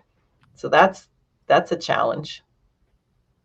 I think it would be good if, I don't know if you've had a discussion with her, but I think it would be good to have a discussion with Jill Stein about this, about, and in reference to how to handle climate change, because, you know, she's part of the Green Party and they came up with the Green New Deal. Because I, from what I remember, I have to go back and check, but from what I remember, they did a lot of research into this. But I do want to ask you 2 more questions as well. Okay. I know that you're anti-war. What is your opinion about this conflict with Russia and Ukraine right now, and what do you feel should be done? Well, the conflict isn't really between Russia and Ukraine. It's between NATO and the West and Russia. And Ukraine is a very unfortunate sacrificial offering to the war policy, which is to destroy Russia, which Biden had made clear. And the White House spokesperson had said that really, I think, last December. So the objective was the destruction of Russia. And therefore, when Putin warned about Ukraine joining NATO or having a nuclear weapon or carrying out ethnic cleansing against the Russian-speaking population in the East, who had been already being shelled since 2014 when the United States overthrew the government, the Obama-Biden administration overthrew the government of Ukraine, rather than taking Putin's concerns seriously, or I would say we did take them seriously, and we said, oh, here's a roadmap of how we can get Russia to destroy itself. Let's step over every red line, do everything we can to force Putin's hand, and we win either way, because either he backs down, in which case we just, you know, can allow these people to be slaughtered and we can push Russia back and NATO can expand farther, or he takes action to stop the slaughter of people in eastern Ukraine, in which case we can say, you see that? Russia's the aggressor. They just invaded Ukraine. And then our whole narrative gets unleashed. So it was sort of like checkmate to try and put Russia in a particular position where they had a choice of 2 very unsatisfactory actions.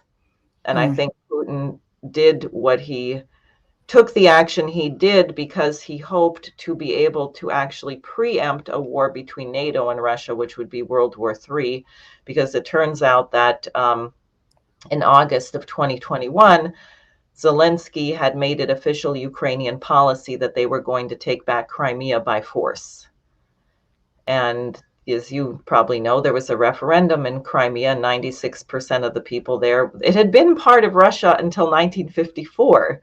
And if you talk to older people in Crimea, they say, yeah, I was born in Russia, then it became Ukraine, now I'm in Russia again, right? So they voted overwhelmingly once the regime that we put in place in Ukraine started burning people alive for speaking Russian and making Stepan Bandera, a famous Nazi collaborator, into a national hero.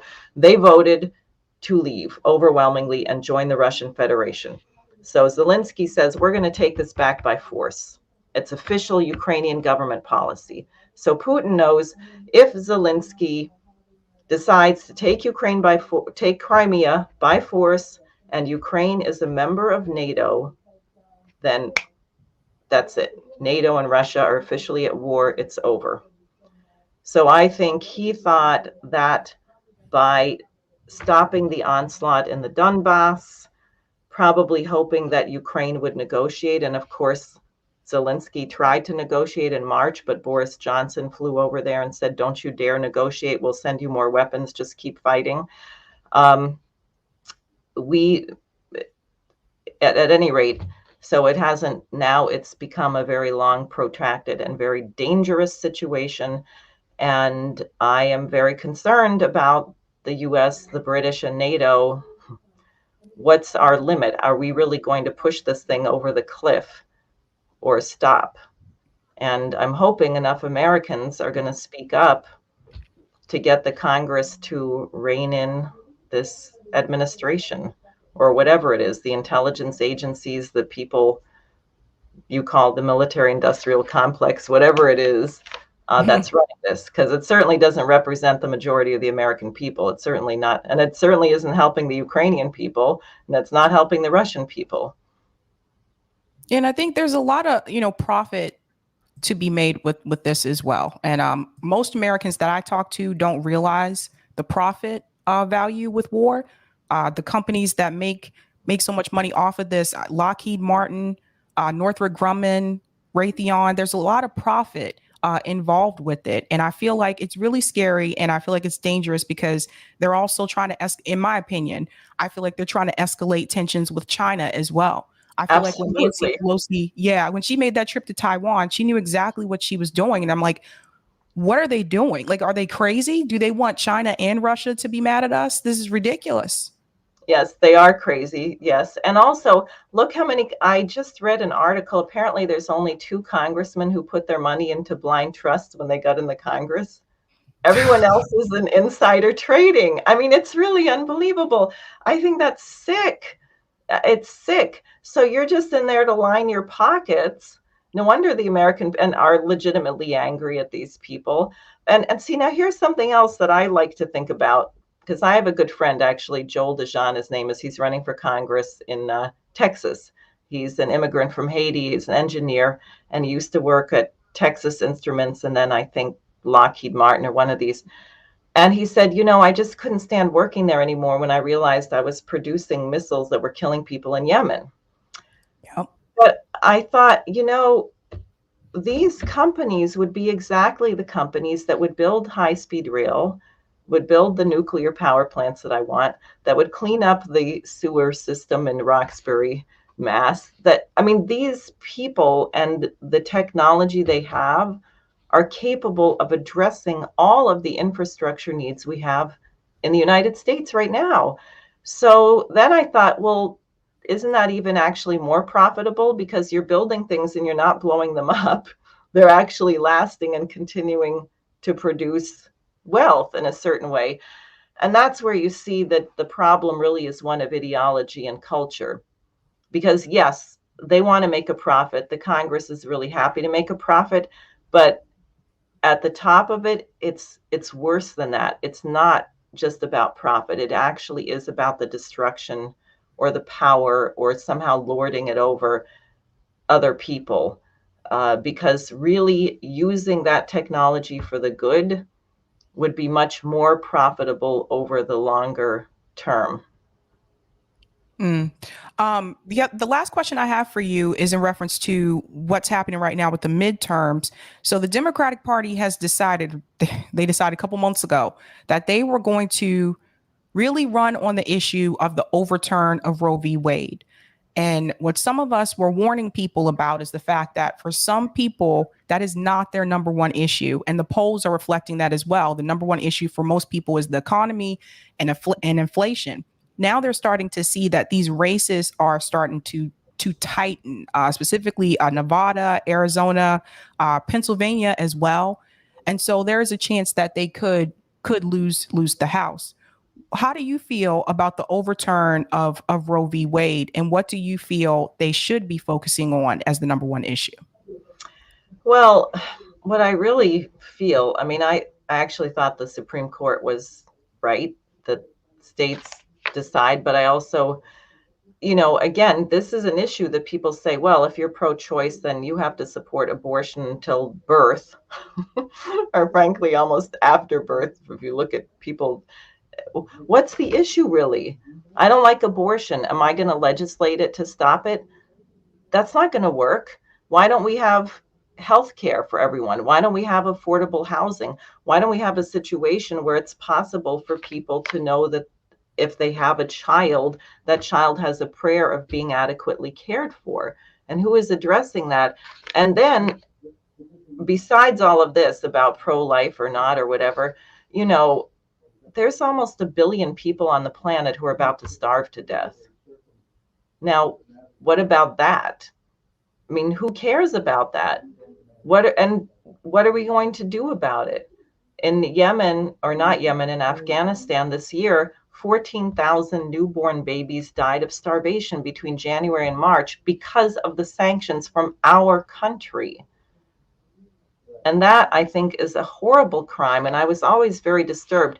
People ask, well, where do you stand on Roe v. Wade? Where do you stand on Roe v. Wade? No one said, where do you stand on the fact that 1 billion people are about to die of starvation, which is a really urgent issue. Or if we're going to have a nuclear war. If we have a nuclear war, everybody dies. Then we won't be here to worry about this anymore. So you're right. I mean, we need to stick to the things that are life and death. And again, as I said, to allow people to actually work together for a greater good, for the good of the nation, for the good of humanity, take this nuclear war threat off the table. Well, I would say the problem, this is one piece I do want to add, because the problem with sending it back to the states is that some states are making it so restrictive that it could be considered a crime for you to leave that state, have an abortion in another state, and then come back. So they're making it like criminal. And that's what I'm saying about the extremes, because you fill out these questionnaires and they say, therefore, do you think women should be punished? And I said, no. I mean, and it's all wrong. It's all put in these crazy terms.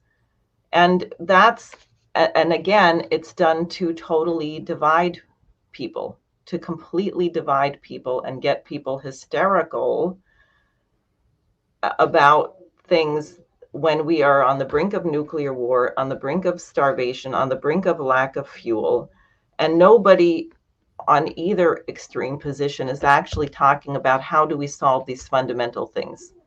Maybe we should just freeze everything, leave it as it is, and figure out how we're going to make sure.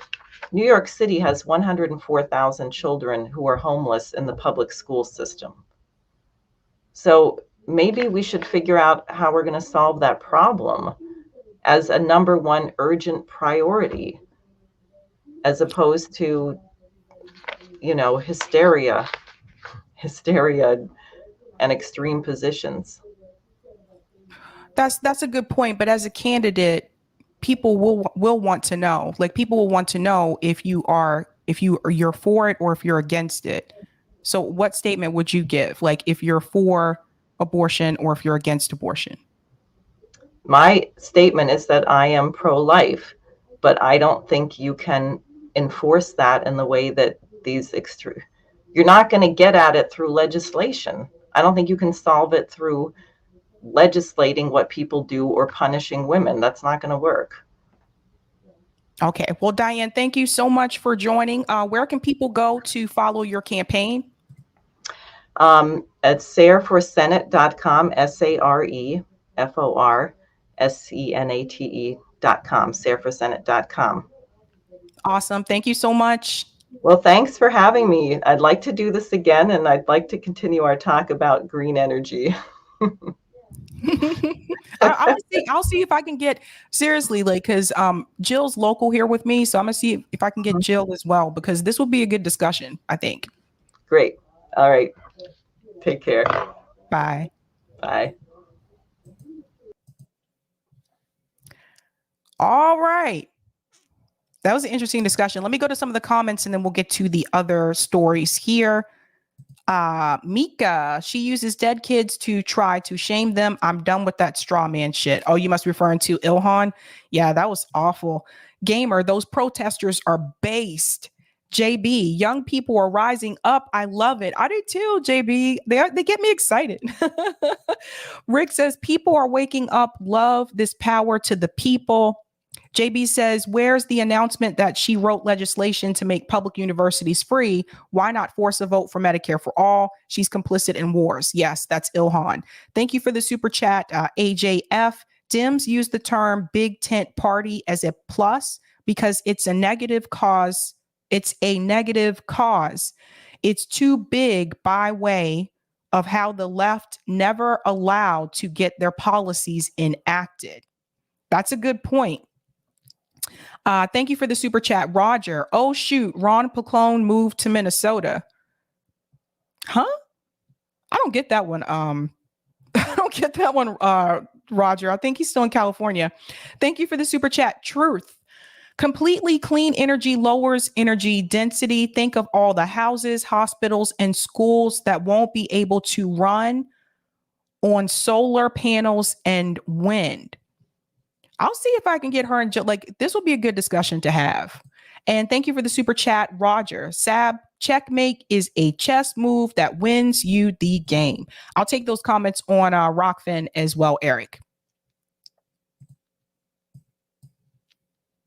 Thank you for the tip on Rockfin, Roger. Looks like it's time for a ballot initiative forcing financiers of BIs to place on leaflets their names in big, bold, red font. Massachusetts Medicare for All says it's hereby further declared that in pursuit of universal access to qualify, affordable health care, line 62, the Commonwealth shall move towards achieving the following goals. Line 67, to ensure that all residents have access to dental care, behavioral health, eyeglasses. Yeah, eyeglasses is a big one because sometimes that's left out. If they are going to arm Ukraine, then let's start arming Jose with a 2018 letter by Congress noting the concern of serious Nazi element in the form of the Azov Battalion absorbed into the military. With that letter in hand, signed by members of Congress, use that to say how we are financing the Ukrainian Nazis army. That guy from Ukraine, Aaron, on JD show interviewed yesterday, broke it down. Get him. Okay. I will check and see who that guy was. But yeah, that letter is key. I could actually give that letter to Jose. I could send that letter to Jose because that's a good piece that you brought up there, Roger. If they're going to do those protests, to have that letter and say, if you weren't concerned, then why did you sign this letter in 2018? That's a good point. Thank you for the super chat, Kim. Thanks for the great show, Sabby. Further discussion of human green agenda is important. I hope you can all get together for that. Yeah, that would be awesome. Like, awesome discussion. Because I've heard like people have different opinions about nuclear, and some people say it's good, some people say it's not good. So it would be great to have that discussion. Okay, we got two more stories. Let's go ahead and get into this issue here with the homeless population in Los Angeles. And I've talked about this before, but the city, from what I've seen, I'm going to play this clip from Case. From what I've seen, the city is trying to find ways to make life a little bit easier for people who are homeless in LA. So there are certain measures that they have taken. And these commentators on Fox, of course, you know how they're going to go on this. They're not for it. But not only that, some of the things that they say here, it just really shows like the classism, the elitism, and either they're acting or they don't really understand that any one of us could end up homeless. Most Americans are one paycheck away from being homeless. Listen to how they frame this. I want you to hear some of these remarks. Homeless encampments in liberal Los Angeles have a brand new amenity, working washing machines. Yes, it's true. Vagrants are setting up oversized tents and boasting about how they can steal water and electricity from the city in order to power their own street laundry service. And in California's other beleaguered liberal city, San Francisco, a widely criticized plan to build a single $1.7 million public toilet could be going down the drain. Governor Gavin Newsom threatening to withhold the funds because of the exorbitant price. Jesse's fiscal responsibility. Yeah, that was a big primetime victory because I just want to jump in here and say something about the washer machine. Obviously, what they should be doing is building more housing for the homeless people. I just want to make that clear. You know, adding a washing machine, a portable washing machine, and adding public restrooms. Yeah, those are little things. But what they should be doing is building more housing for homeless people. And you need to demand housing for all. That should be the goal. So I'm not against them adding those things, especially not for the same reason they are against them adding those things, but that doesn't fix the problem. The people need a home. They need housing. So that's the big issue here that I think people really need to pay attention to. That being said, I will say this. In reference to the public restroom bit, part of the problem, I haven't been to LA, but part of the problem that you run into in some of these cities, and Boston is one of them, and New York had this as an issue too when I lived there. Could be different now. I have to check. Some of the businesses won't allow people to use their restroom unless they purchase something at that business. Like, for example, if I'm hanging out downtown Boston, or if I'm over there by Boston Common, those restaurants, all those restaurants lined up around Boylston Street and Tremont, you can't just go in there and use the restroom. In fact, they're locked. So you have to purchase something and then say, can I get the code for the restroom? Right? So if you have a public restroom, you don't have to worry about that. I will say sometimes it's been kind of frustrating.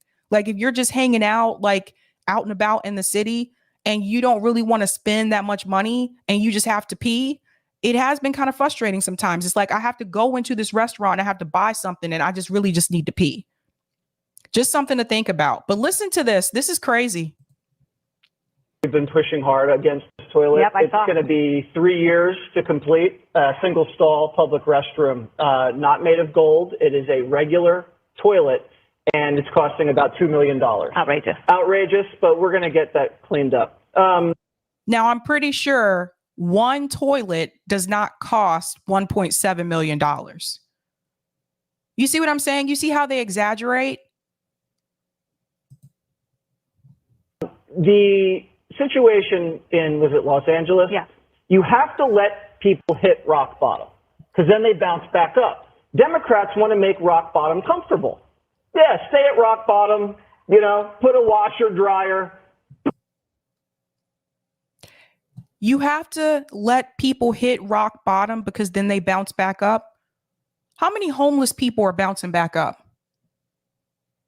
How many homeless people are bouncing back up? Do you know when you're homeless, it's hard for you to get a job because you have to have an address when you fill out the application? Like what? Let them hit rock bottom because then they'll bounce back up. If that's the case, then why is the homeless population continuing to increase? I don't see those homeless people in Los Angeles bouncing back up.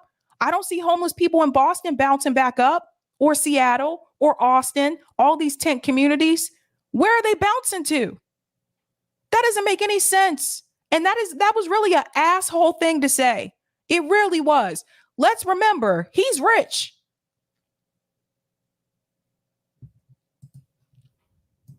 Put a wine fridge in there. Yeah, do whatever you need to do. Spread out. Spread yourself out. That's the problem. You're actually hurting people by letting them fester and squalor. Don't sit there and let them do this to you, because you're not allowed to sleep on public property and you're not allowed to sleep on private property. So get them the hell out of there. One of the huge problems. This is the problem I have with this talking point when people say, get them out, get rid of them. And send them where? Because if you think it's just LA, it's not. It's not. Look up the tent communities in Austin, Texas. It's happening all across the country. So it's like, get them out of here. Send them away. Send them to where? Wherever you send them, they're still going to be homeless. They'll just be another city's problem. You see what I'm saying? Instead of just guaranteeing housing for all, making sure that everyone is guaranteed a home. And we're a wealthy country. Like, this shouldn't even be an issue. It really shouldn't. But I don't like when people have that type of mindset like he did, when they say, oh, just get rid of them, push them out. And push them where? You know, it's the same thing with gentrification. And working class people get pushed out of these neighborhoods. And they just go to another neighborhood and have a further commute. It just, honestly, they don't want them at all. They don't want them there at all. That's what this is. Ay, ay, ay. With the law in some of these places, judges, that they allow tents. And tents means more permanent. Basically, you're basically going to sit there. Yeah, stay there. Well, yeah, but they have to change that zoning, those ordinances, those municipal ordinances. But you know, you had homeless people. You still will have homeless people in this country, even if they don't allow the tents. Let's be real. You think I never saw people sleeping on the bench? You think I never saw people sleeping in the subway? You'll still have homeless people. So here she comes in saying, well, they let them have these tents and it's like a permanent, solution here. So it's like a permanent home for them. And you know what? Police officers throw those tents away. I've seen them do it. Police officers will come and they'll do a sweep. And then that group of people, that tent community, will relocate to another part of the city and they have to try to get another tent. This is why when we did Tour for the Poor in Boston, the first item that I purchased were tents, because the cops come and they do sweeps and they throw them away. They're not going to mention that part, though. I want to go back to the 1.7 million single stall toilet in San Francisco. I want to know, I wish I were the DA in San Francisco. I want to know how much corruption, how many people got paid off. Who got paid off to approve it at the zoning board? Who got paid off to approve the bid? How much were you paid off to lie on Fox News? Janine. She's another one. She's rich. Got the bid? Who's getting the plumbing? Who's getting this contract? I mean, I would love it. Just let me do one case. That's an outrage. All right, now back to what was your question? Well, no, that's okay. Well, on the encampments, I think you made the point. Yeah, that's to change the law. Because tents are, we're lucky in New York that it's against the law and they enforce it. Yes. It's, people still have tents in New York too. Excuse me. Sure. You can get them. You can get them for criminal, not stolen property, for using the electricity, the water. You can prosecute them for that unless. Do you hear this? She wants you to arrest homeless people. She said you can prosecute them for using the utilities. Here she come in. She's a cop. So her solution here is arrest the homeless people, prosecute them, send them to jail.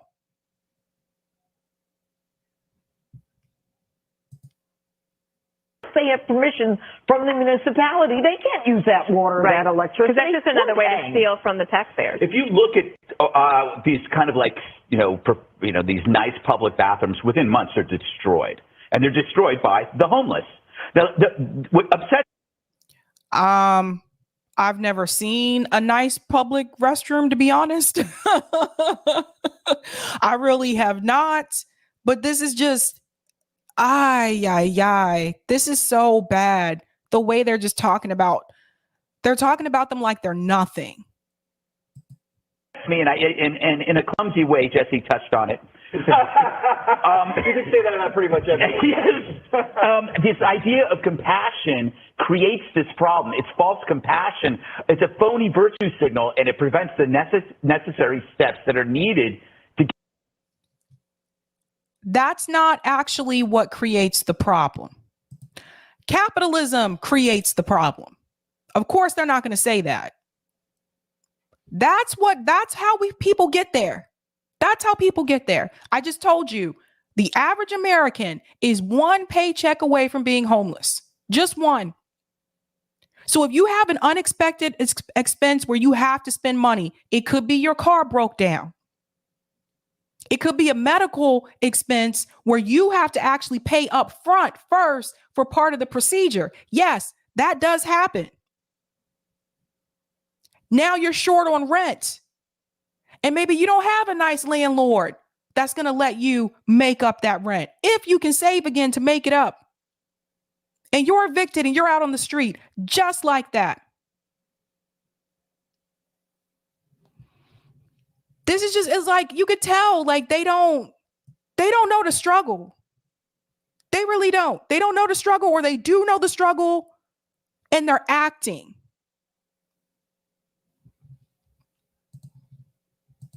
Get these people off the street. So their idea of compassion is languishing on the street, overdosing, becoming victims of violence, turning tricks, whatever it is.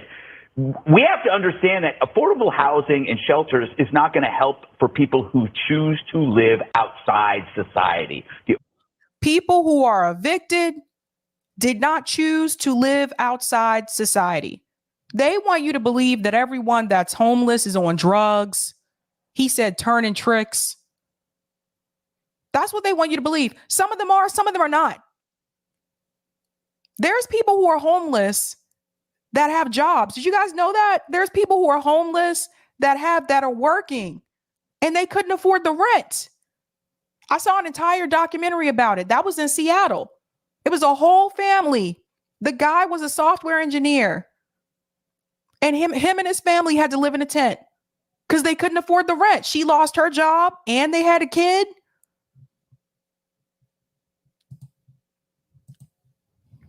Only thing we can do is create an area where they can live outside society. Well, actually, my way wasn't clumsy, it was concise. After listening to your explanation. Carol, would you like to talk about the toilet or the wash machine? Talk about your family history. Look, I'm torn on this too. I mean, I think we all, no one wants anyone to be homeless, and I don't think anyone is wanting to live on the street. No one has said that. Well, I think people They do want to live on the street. I talk to them. Yeah. Well, I think. Well, I know I don't, and I don't know if anybody that's because you're normal. Right, but I think they're normal people who fall into hard times. This is not the answer. That's not hard time. He's got to wash and dry. No. All I'm saying is this is not the. See? So he said, I think they're normal people that fall on hard times. Answer to this problem. And Los Angeles passed a tax increase on its wealthiest residents a few years ago to help build housing. And they've only built like 3,000 units, and they're spending $500,000 a unit. Yep. This is something that is ridiculous. It's absurd. No, I agree. Yeah. So we had to figure out. We've talked about this around the table. Figure out an answer, and let's try our hardest, because there's probably 2 or 3 answers. People whom are looking at my phone. Who's calling? All right, the fastest is up next. And they're laughing about it.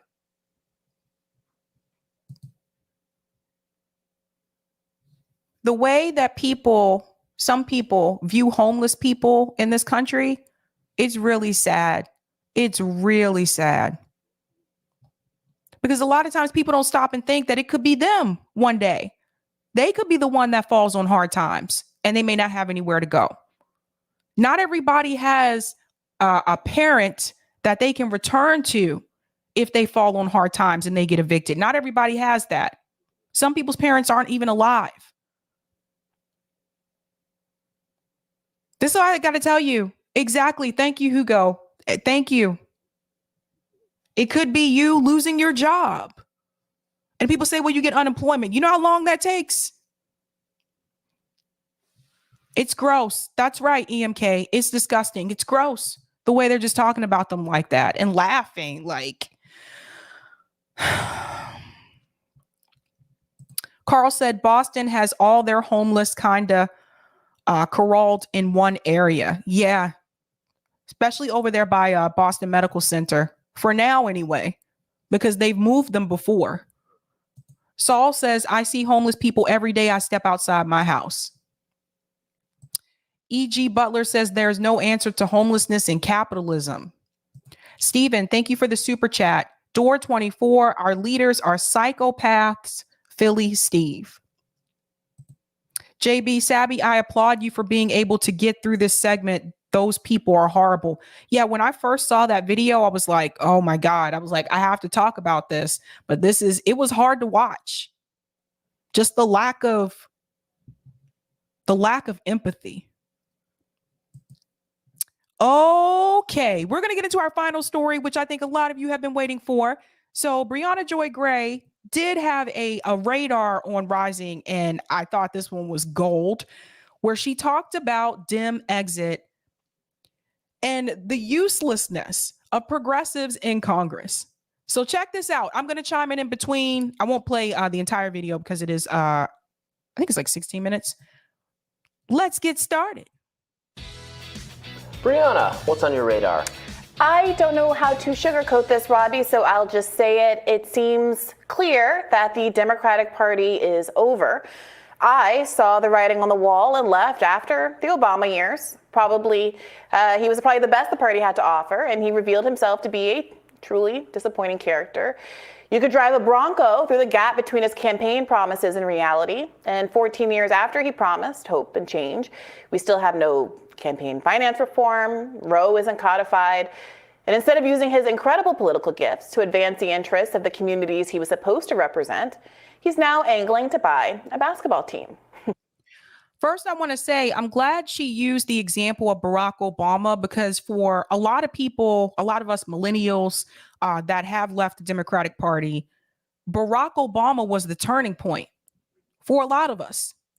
It was him, the same guy who stopped progress every time he could, even when he wasn't president, whether it was the NBA strike, whether it was Occupy Wall Street, whether it was Bernie Sanders actually being elected as president. He always came in to run interference. So I'm glad that she mentioned him, because I think what some people may not realize, especially those Dem loyal voters, what they may not realize is that for a lot of us that are like millennials, Barack Obama was our first Bernie Sanders when he was running for election. Barack Obama wanted to have single payer healthcare in this country. Remember, he ran on that. He was running on hope and change. He said, yes, we can. So for me, it was like a complete and utter disappointment and slap in the face with Barack Obama. And not only just because he didn't do what he ran on, but also because of the fact that people always point to him and say, first Black president in the United States. And it's a constant reminder, because I remember some people voting for him just because of that, just because of the identity politics.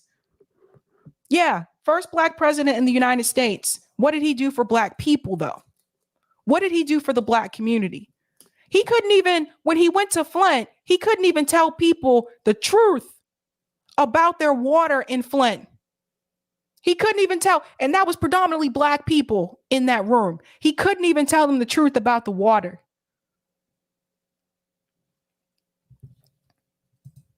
I guess it's easier to crush a future strike if you own a franchise.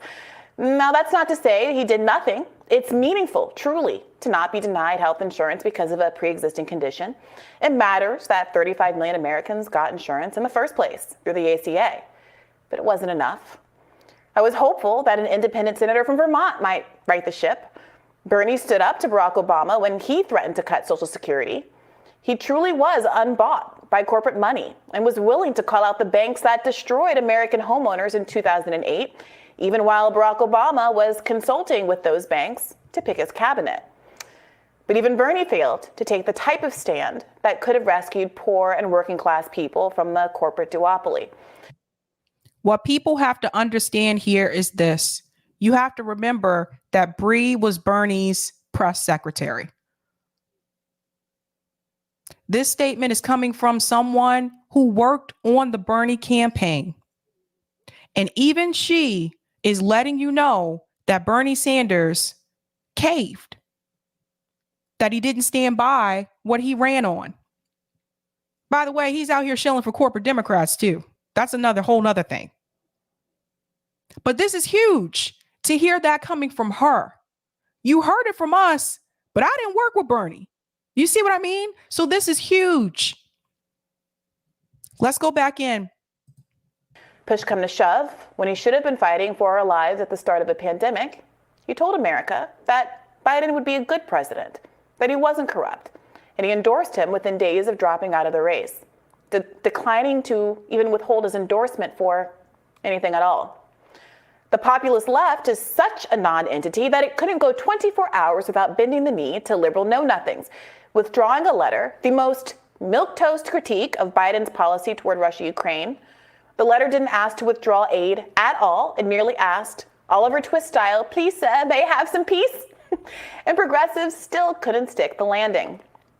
Yep. But despite all of that, libs are gearing up to blame powerless progressives for what they anticipate will be a disastrous midterm result. Here's Chuck Todd this week on MSNBC. Now, she brings up the point here about the progressives in Congress and how they fold. Obviously, the Ukraine letter was the most recent time that they have folded, but they've been doing it the entire time they've been in office. And we just see there's no change. There's no improvement. And at this point, they've been in there long enough now that there's no reason for them to change. There's no real pressure from the left. And I'm not talking about us because we vent about how we feel. But there's no real pressure from some of these, I would say, left outlets, except for Jimmy Dore. The ones that have them, that do go onto their shows, for example, Ilhan was on Majority Report. There's no pressure from Majority Report. There's no pressure really from TYT, although Jink is having a meltdown is a whole nother story, right? So I think when it comes to that actual progressive base, though, the people who are still voting for them and still support them, even most of those people are not pressuring them. And this is why something like Force the Vote was incredibly important, because that was a chance to put that pressure on them. And we couldn't even get the entire left behind that. I think that really hurt, because after that, should have been immense pressure, because that was the number one thing they were supposed to do when they got there. That was the first thing they were supposed to do, according to the Justice Democrat strategy and principles, which I talked about on the show. So not having that pressure from everybody all around, it's like I felt like we missed our opportunity to really pressure them like that. And then you can't talk to them unless you show up to one of these town halls and you protest against them, just like the protesters are doing now. That's the only way you can talk to them now, because they don't come on to independent media. So what are you supposed to do? If Democrats come up short in some of these places, I think there's going to be a lot of finger pointing. Progressives are going to take some heat for forcing some certain nominees in certain states that may have been less electable than other nominees could have been. The defund the police movement, all of this. Who is running on defund the police? Because I noticed this mainstream media, they keep doing this. They keep bringing up, Democrats defund the police. What candidate is running on defund the police? Was John Fetterman running on defund the police? Nope. Who's running on it? Who? Even Cori Bush can't talk about defund the police anymore. They hushed her up real quick. So who is running on defund the police? They have yet to tell me. Yet. I'm sorry, which precarious Democratic candidate said they wanted to defund the police? Was it Fetterman, the guy who famously chased down a black man vigilante style at gunpoint because he thought he'd committed a crime? He hadn't committed a crime. Or Stacey Abrams, who after, flirting with actual progressivism for about half a second, has run hard on fund the police harder, even though it's probably costing her black male votes in Georgia. And she is losing big time. She is losing big time. Midterms haven't even happened yet. And the Democratic Party gatekeepers, whose purpose is to run cover for the complete and total political malfeasance of liberals, are already in excuse-making mode. Their diagnosis of why Dems are flailing, same as always. Somehow, it's progressives' fault. The blame, however, lies squarely at Biden's feet. For one, he's done next to nothing about inflation, punting action to the Fed, which acts independently and whose only plan is to purposefully cause a recession by raising interest rates. In an article published yesterday in Vox, reporter Rachel Cohen asks, is the cure for inflation worse than the disease? The Federal Reserve's interest rate hikes mean 1.2 million people will become unemployed by the end of 2023. You hear that? And this is why we keep bringing this up, because Joe Biden keeps saying the economy is doing really well. Nah. This is why I keep saying that message on the show, that people are still being laid off. I know people that have been laid off recently. So that's the thing. And Biden's not telling people that, and CNN and MSNBC, they're not telling people that. They're saying the exact opposite. People are still being laid off. So there you go. Others estimate that number could be as high as 3.2 million Americans out of a job.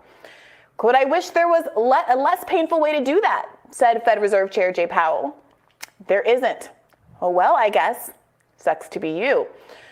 The pain is the point, by the way. They are trying to slow down consumption by literally taking away your salary. The super consuming rich, though, no one's trying to curb their consumption.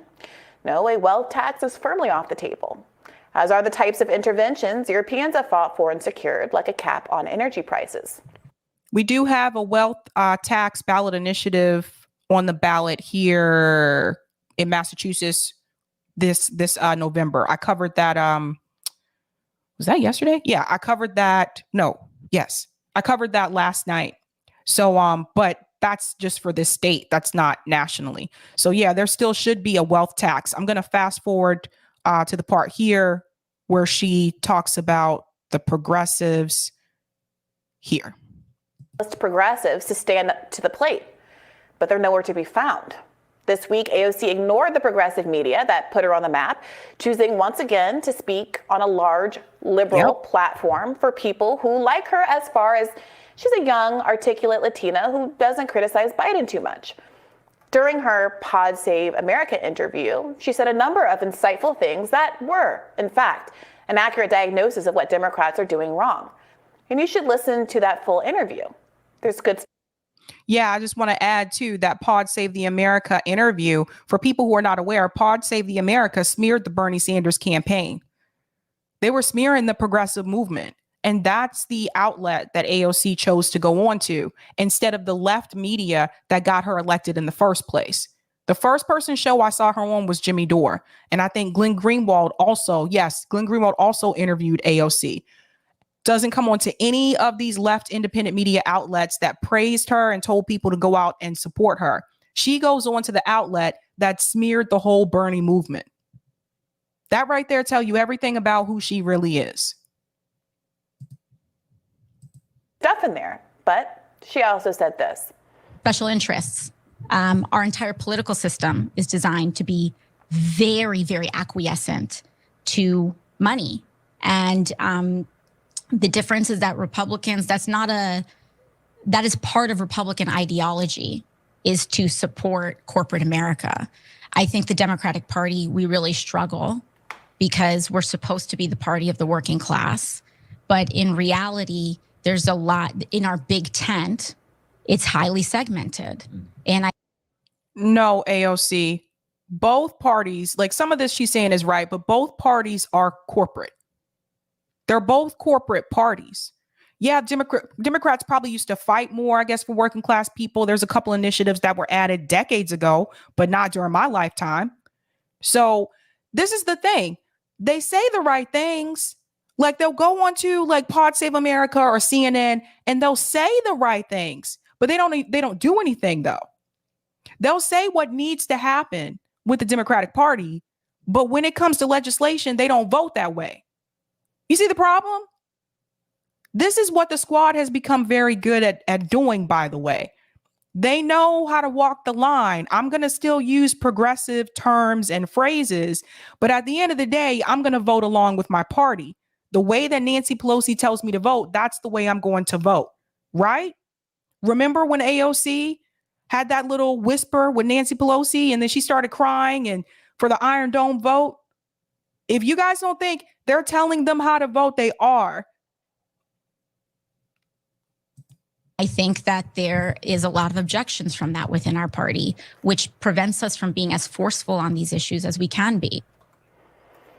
This is the problem with left electeds. They're often spot on and even more often are so close to saying something true, but then miss. Look, our politics are being killed by special interests, both Republicans and Democrats.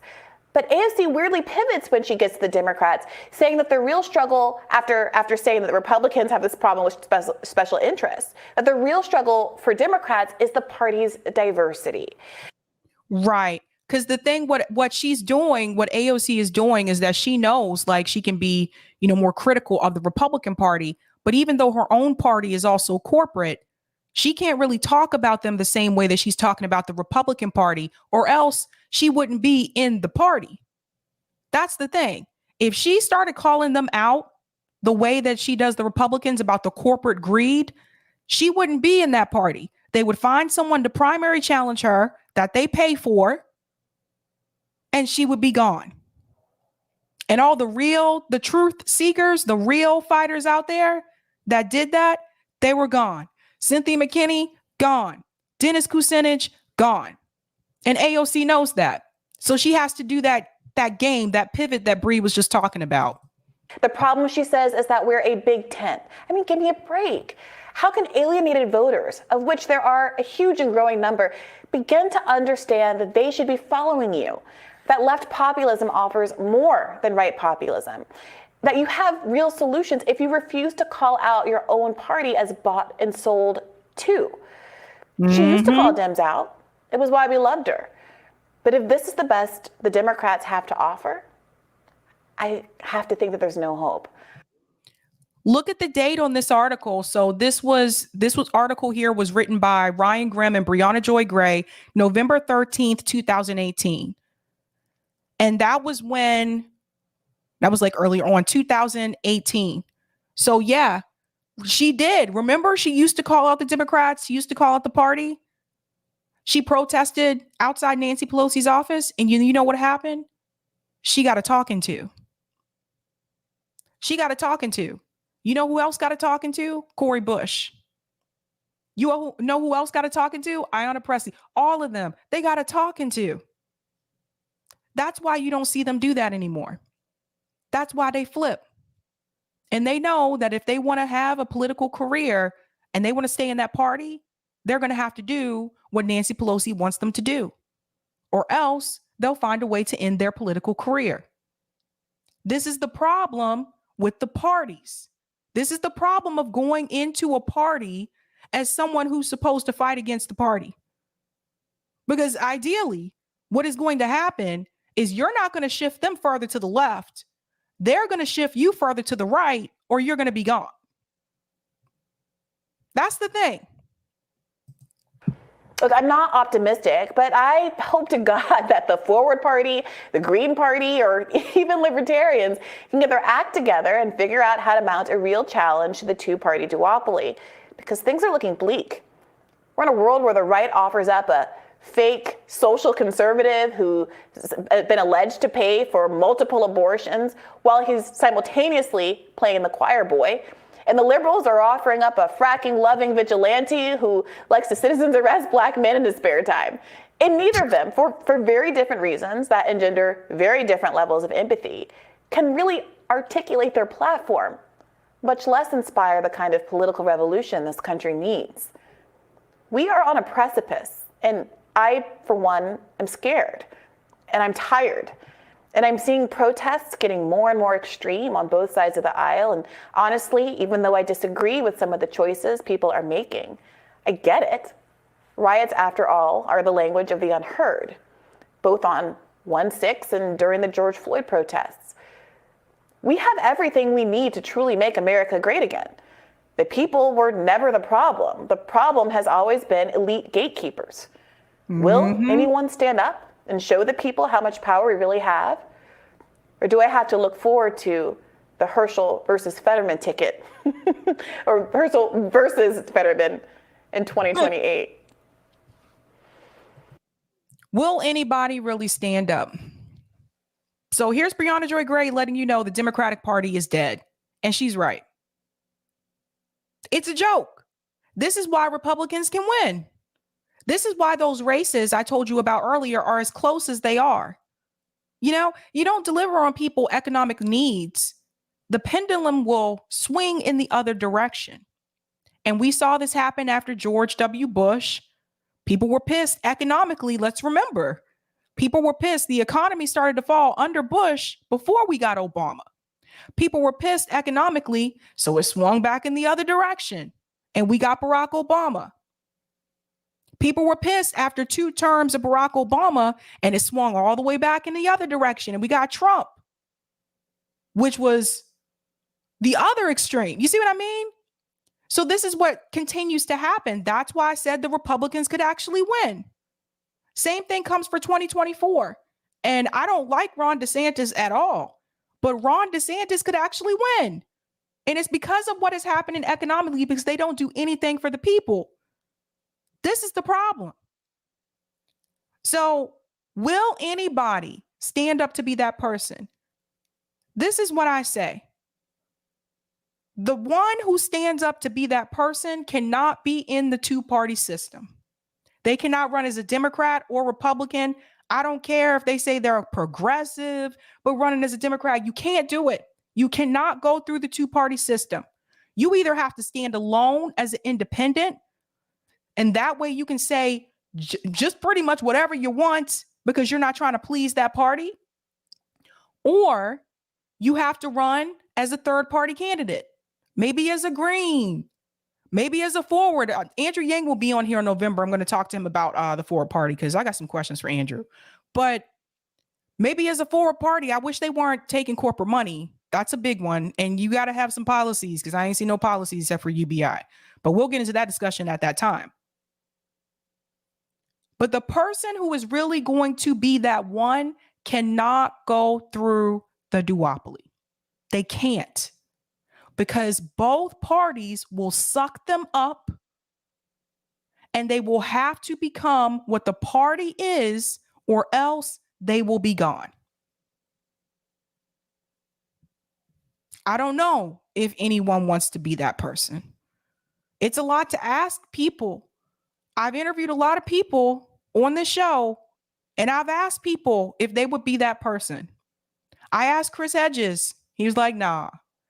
I asked Cornel West. He said, well, maybe never say never.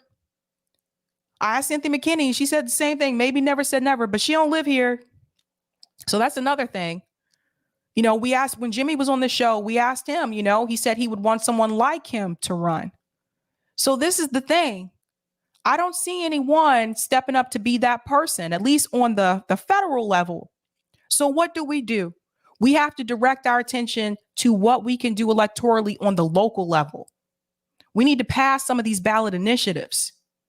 We need to organize people to run for some of these local races, whether it's city council, school board, mayor, governor. Those positions matter. Look at all the changes that Ron DeSantis has been able to make in Florida as the governor. You see what I mean? So we have to work locally on electoral politics so we can get some of these progressive policies passed. And you can locally. Oregon decriminalized all drugs. Has the United States? No. Locally, We legalized marijuana here in Massachusetts. Has the entire United States? No. Locally, we started paid family leave for everyone in Massachusetts last year. Has the entire United States? No. You see where I'm going with this? I think our best chance of passing these progressive policies in faster is going to be on the local level, where you don't have to go through a Congress and get rejected in the Senate. You know, it's like you go to ask someone out on a date, and I don't know how people do this today. I'm married, it's been a while, but you go to ask someone out on a date and you just get the door slammed in your face. You know, it's like maybe you go out for coffee with this person and you're hanging out. They said yes to coffee. And then you ask if you can take them to the movies and the dinner. And they're like, nah, I'm not interested in you in that way. It's like getting the door shut in your face. We can avoid that by doing these things on the local level. That's what we should be focusing on. Now, I know it's not easy. It's not cute. It's not sexy. It's not attractive. I totally get it. But the question is, do you want these progressive policies passed, or do you want to sit around and keep complaining?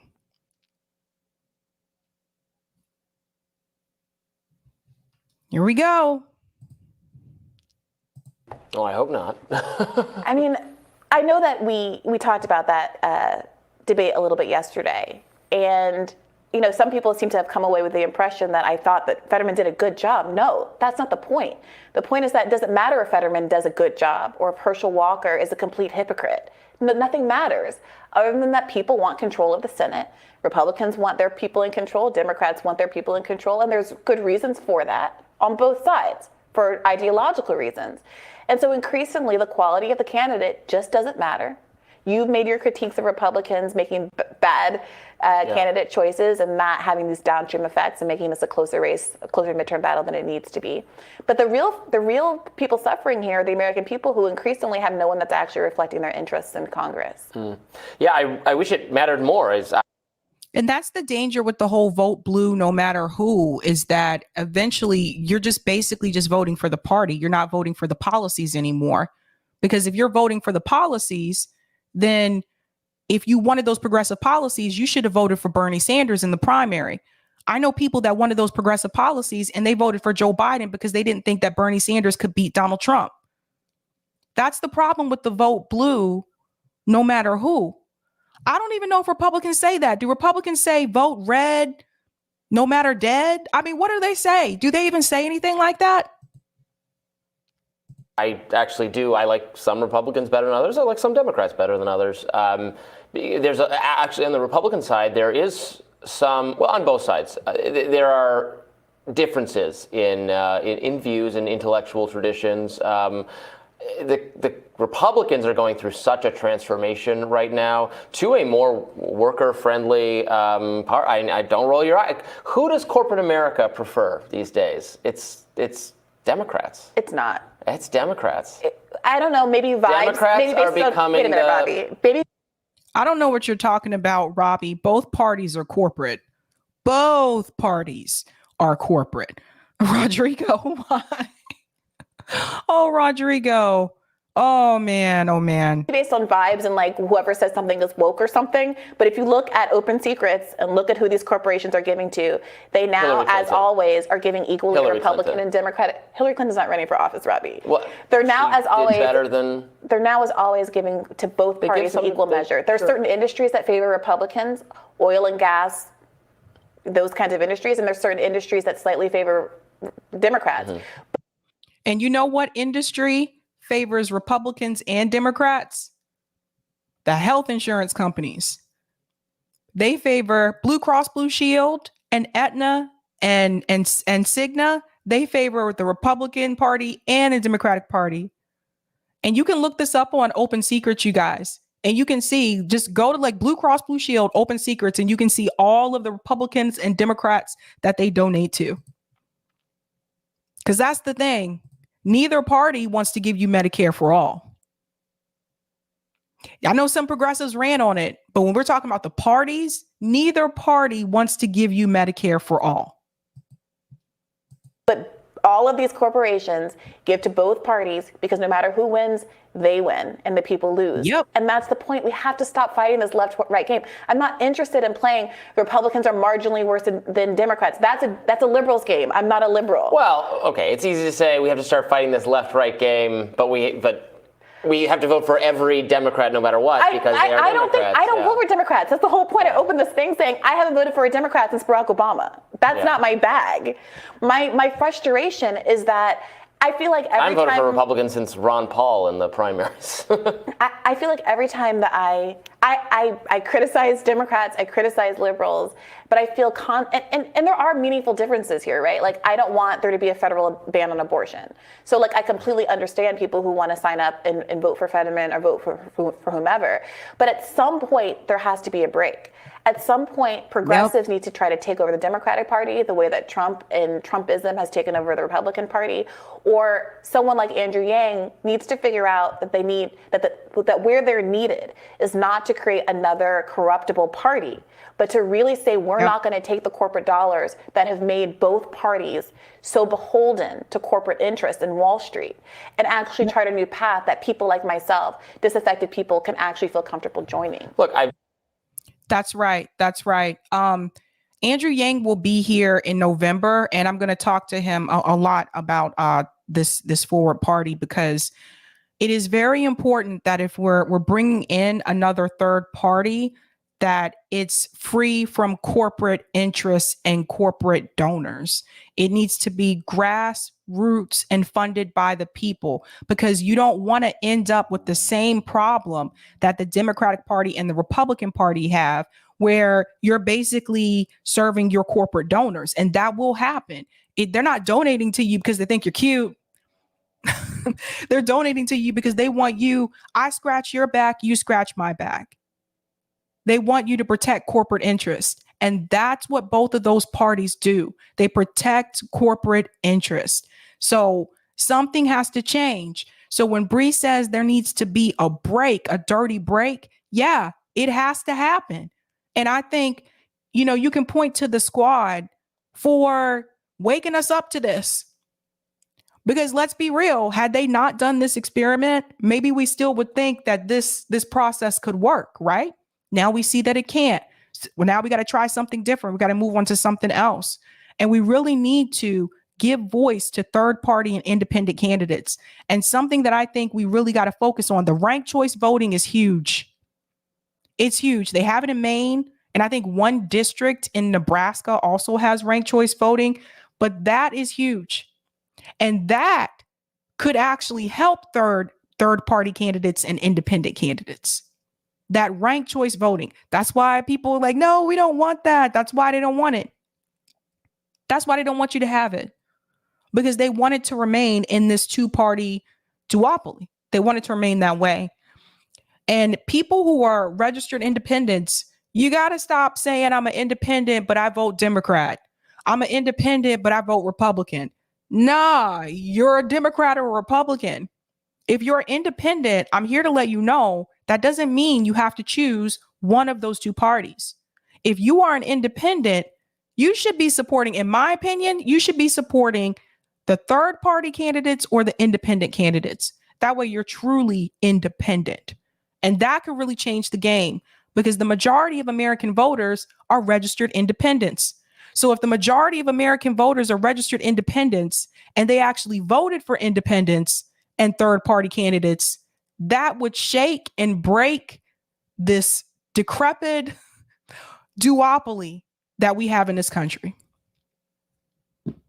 So that's that. But yeah, like I told you, even Bree is telling people like, look, this is over. That is a wrap. I'll take that comment on Rockfin, Eric. Thanks so much for the tip on Rockfin, JVB. Sabby Sabs received a tip. Thank you so much. Thank you so much. Got a couple of comments and then I'm going to head out. I just realized it's kind of late. Thank you for the super chat, AJF.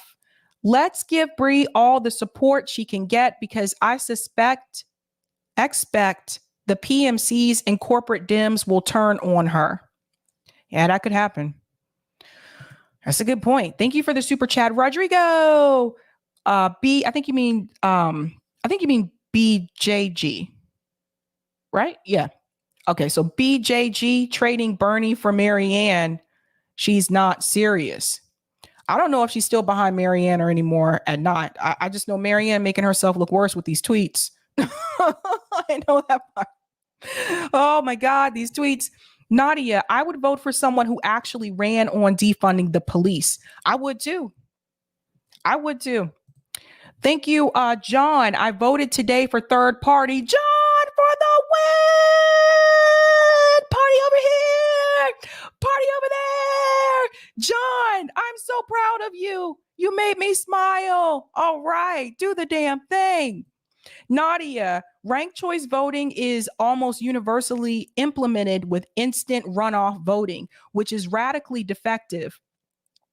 Tideman's ranked pairs would implement it with guarantees versus, I think you meant exploitability. Interesting. All right. So it is time for me to go, guys. It is past my bedtime. Oh, not really my bedtime, but I've been on here for a while. It is time to head out. Guys, have a great weekend. I'll be back on Monday.